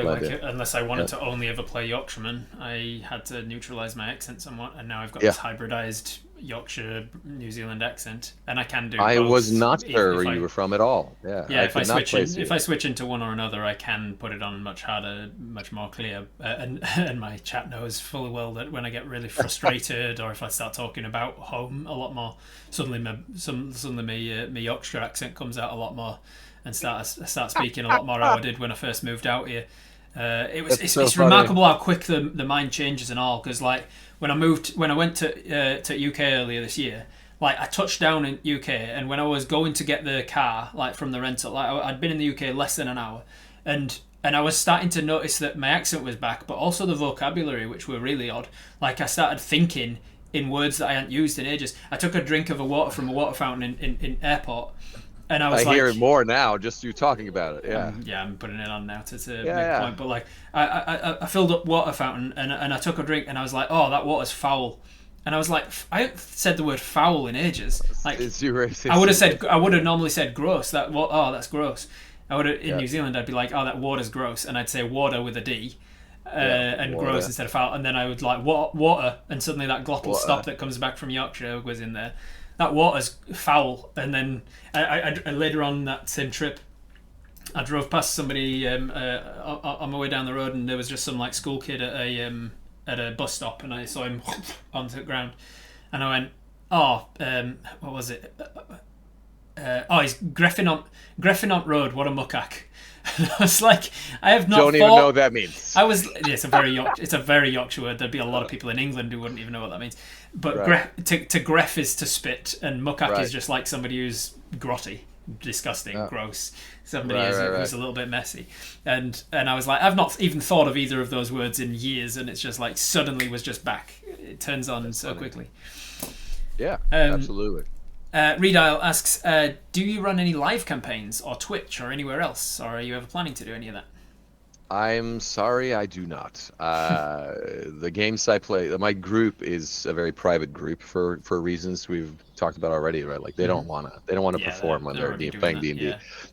And I mean, I'm not opposed to it. I join a lot of streams. Like I'll guest on other people's streams and stuff, but I don't personally plan on the logistics and the effort of doing it is actually a lot.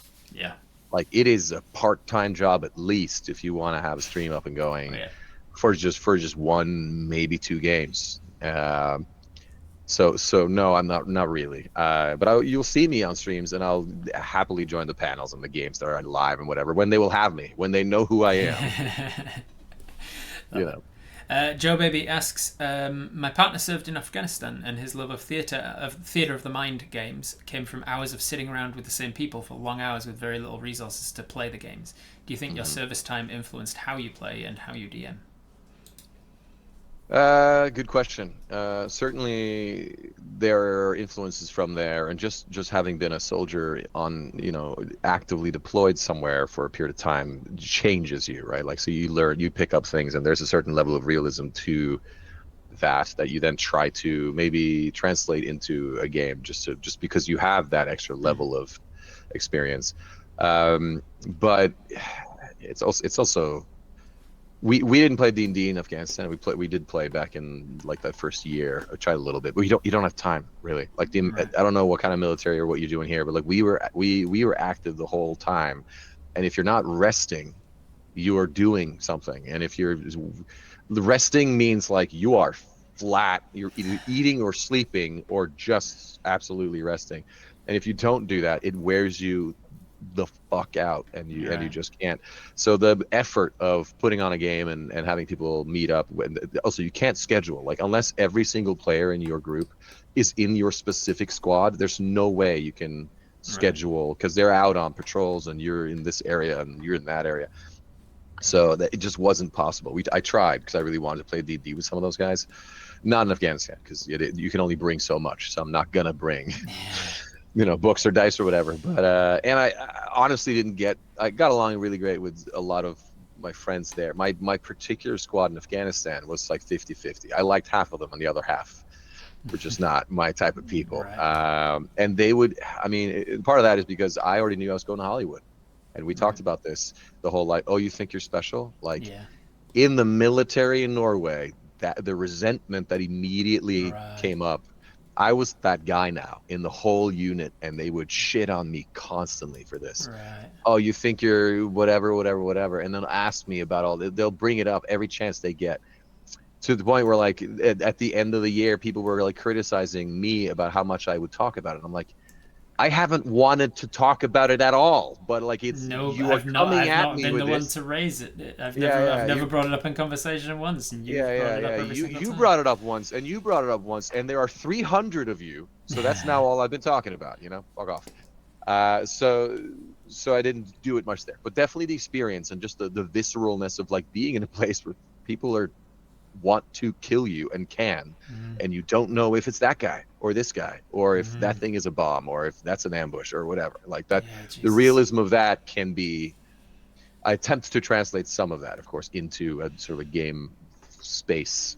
I was gonna say, because we write what we know, and we like run what we know, and like some of the homebrew mechanics that I've involved in my games, where I'm like, I've come up with a rule for this and this and this because it's something that I know a lot about, and I'm much more interested in that, or I've I've Right. adapted the stat block for these animals because I've got a huge interest in zoology, and I used to work at a zoo, Sure. and I know a lot about animals, and I know that a hyena should be doing way more than 1d6 damage, and blah blah blah. And Yeah. like those sorts of things, I'll change because I know them, and then sometimes in the comments I'll be called out for saying the wrong military term because I once said something about.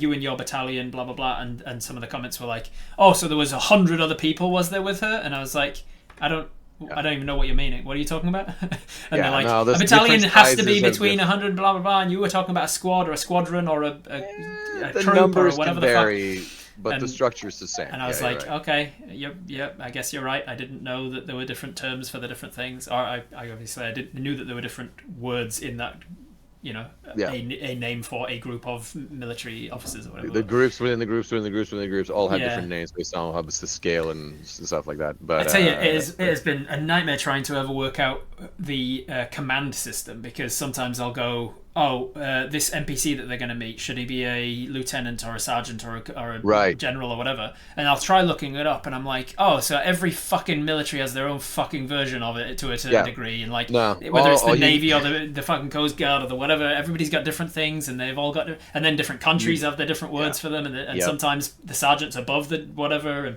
sometimes No, you they're never have below. to go. You just need sergeant. You just need lieutenant. You just need captain. You just need colonel. You just need general. Those are the 5 that you need. Yeah. The rest are whatever.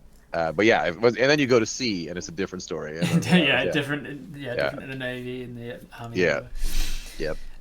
Joe Baby also asks, you've played with some big Hollywood names already in your D&D games. Who would be on your dream fantasy table of players to DM for if you could choose anyone in the world? Oh God, that's a fantastic question. I'm not at all ready to answer. I haven't thought about it much. We tried to get Henry Cavill at some point. Yeah. He's well, like when I he's say- like an adjacent nerd because he's all about I'm he's sure a he'd have a video good gamer time. and he's built his own computer and he does the Warhammer stuff. Exactly. It's Like, come on, I've you're so vi- close. I've- Come on over. I've vibed with him. I see where he's at there, and I imagine I would do much of the same. So, but by try to get him, I mean my girlfriend went to a screening dressed as Yennefer for the premiere of The Witcher one time because she was a cosplayer, and told him, "Hey, you should come play with us." And he's like, "Yeah, very cute." He's signing the poster. He's like, "No, this is Joe's group. You should come play with us." He's like, "Oh, that's okay." But at least he now knows that group. So at that point, he's aware and that he's also welcome. So if he wanted to now, he can at any point just reach out and come play with us. But there are fantastic. I mean, talking about like character. I mean, that's such a question. But it'd be fun to play. Let me ask a version of it. We'll come back. We'll come back to it. But I'll give you more thinking time, I suppose.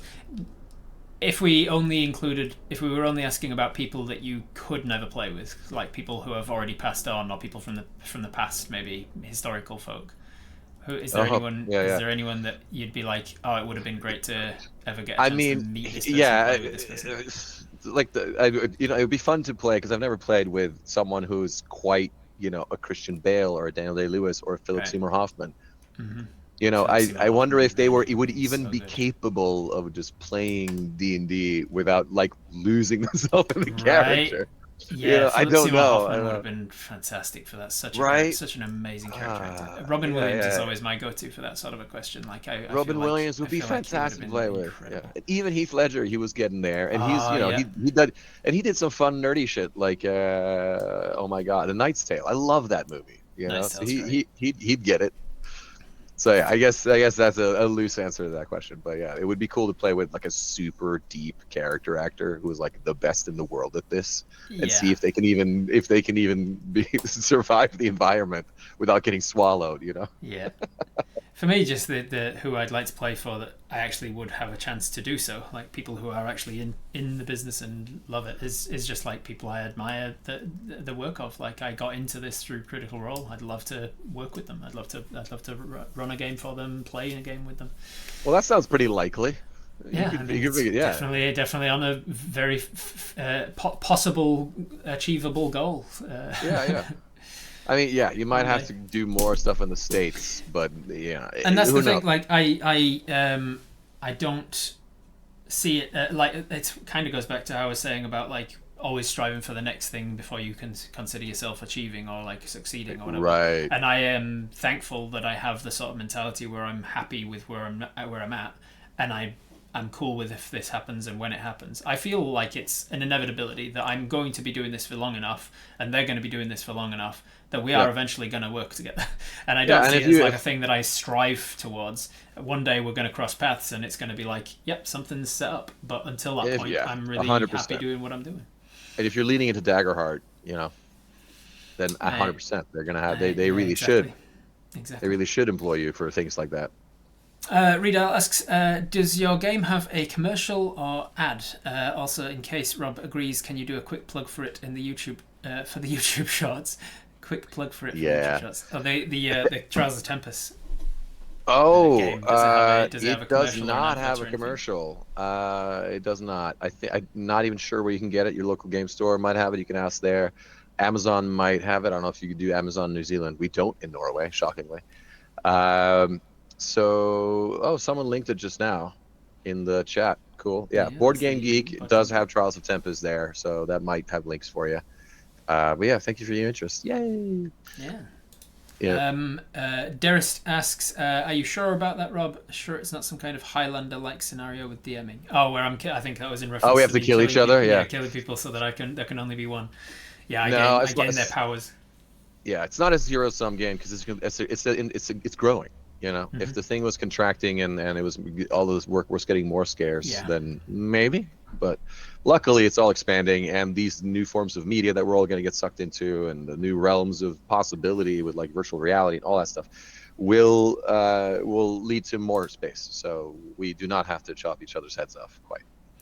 There's more people getting into it as consumers than there are people getting into it as creators, I think, and a lot of the creators are also consumers of it, and so there's always going to be more people out there to consume whatever you're putting out. And if you're not striving towards, I have to be as big as XYZ channel in order to consider myself a success, then you can just be happy with whatever viewership you're getting, whatever interest you're getting, and engagement from the community you're getting. It's funny. I also say, as an example of things when I'm talking about XYZ, I say it all the time. I've noticed you do too. Yes. We've got a lot of things in common. They do. We're actually related. We're going to find out. It seems like it. Yeah. Redial, I mean, technically everybody is. Go far enough back. Redial asks, last question, what is your absolute favourite TTRPG moment that you've ever experienced, either as a GM or a player? Or one off. I find those are tough too. Yeah, I won't put the pressure on to be the absolute best, but like, I have a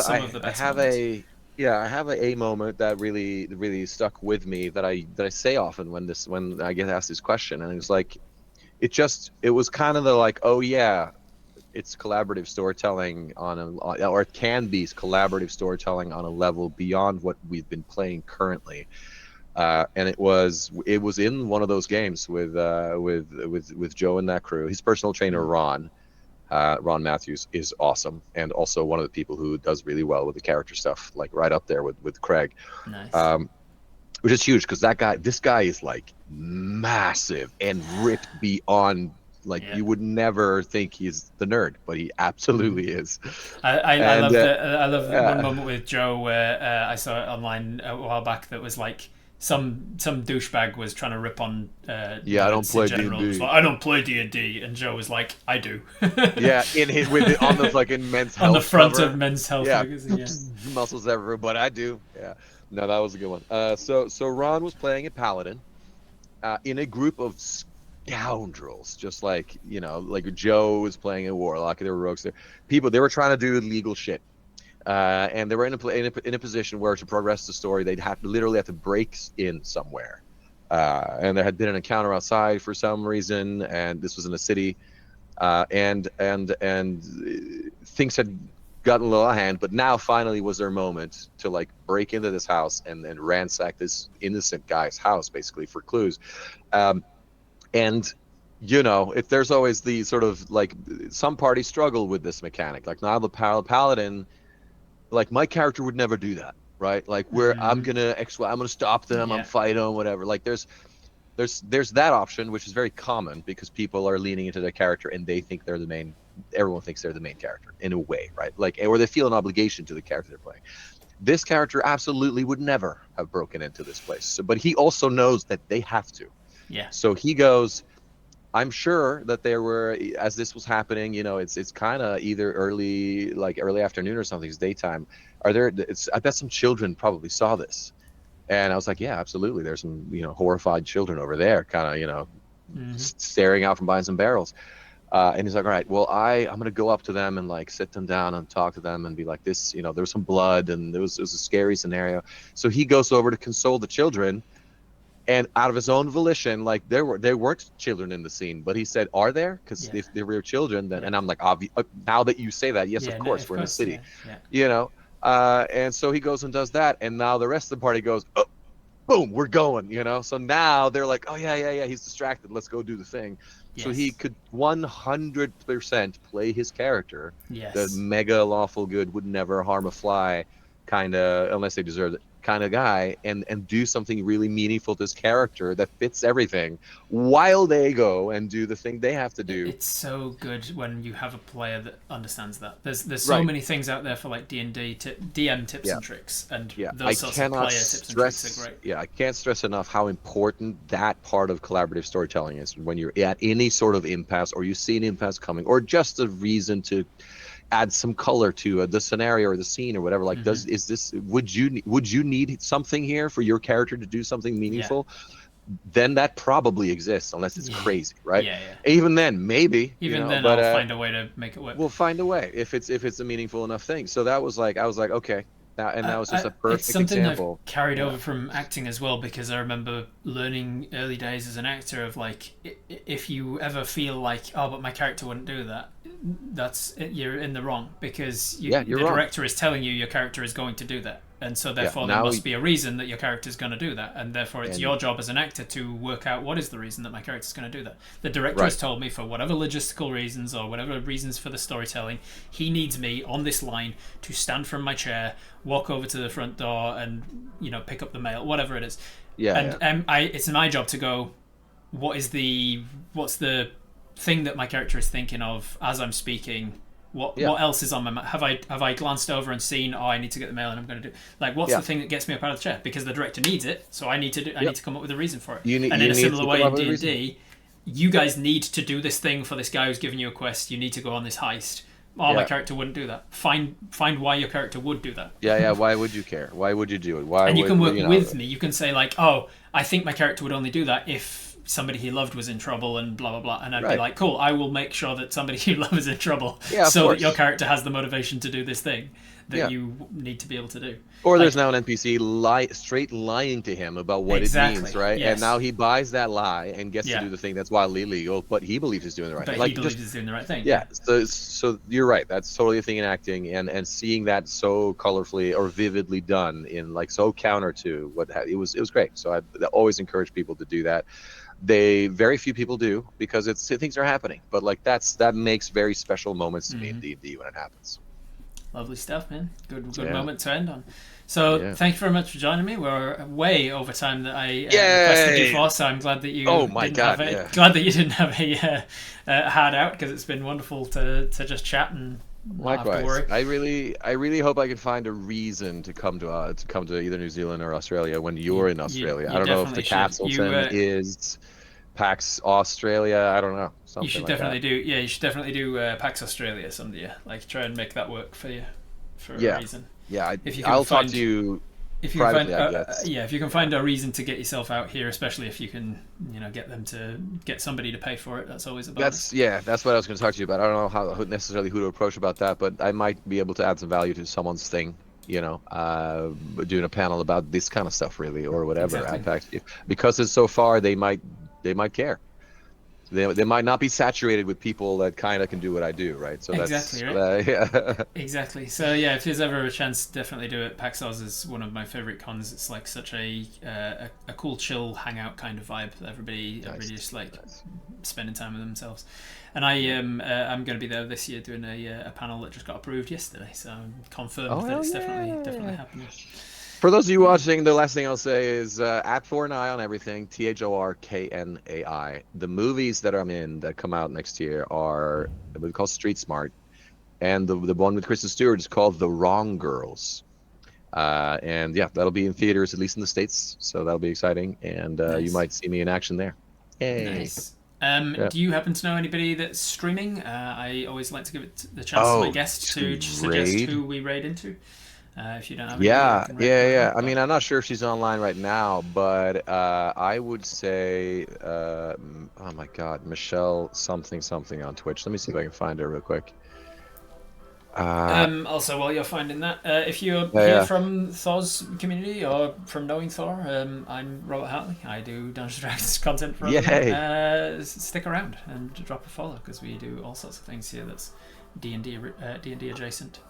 Yeah, yeah, yeah. Oh Hey, my God. maybe I set up some cameras and actually stream a game of Trials of the Tempest. That'd be pretty fun. That would be really cool. I would love to see that. I would totally watch.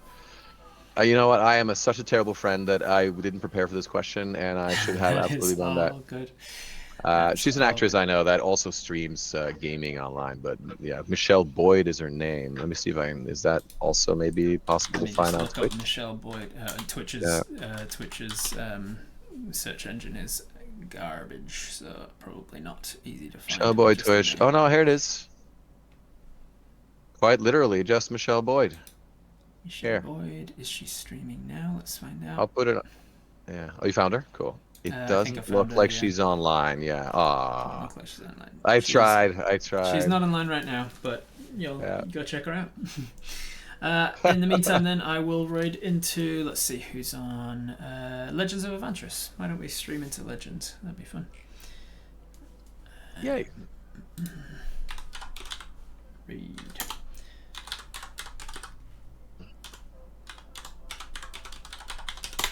There we go. Raid should be set up. Perfect.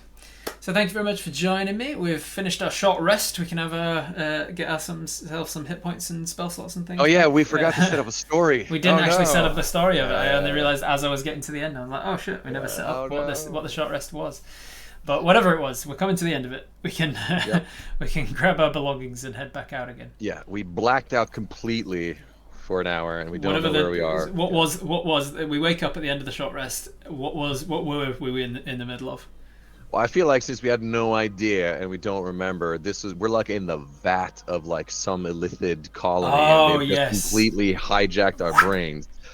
And we yeah, and they just It's almost decoupled us it's almost for a the bit. Matrix moment of waking up Almost in the the pod next, with yeah, the, exactly. yeah. What? I feel a little rested. I feel short rested perhaps. Yeah. Anyway, thank you very much for joining Yeah. us, Thor.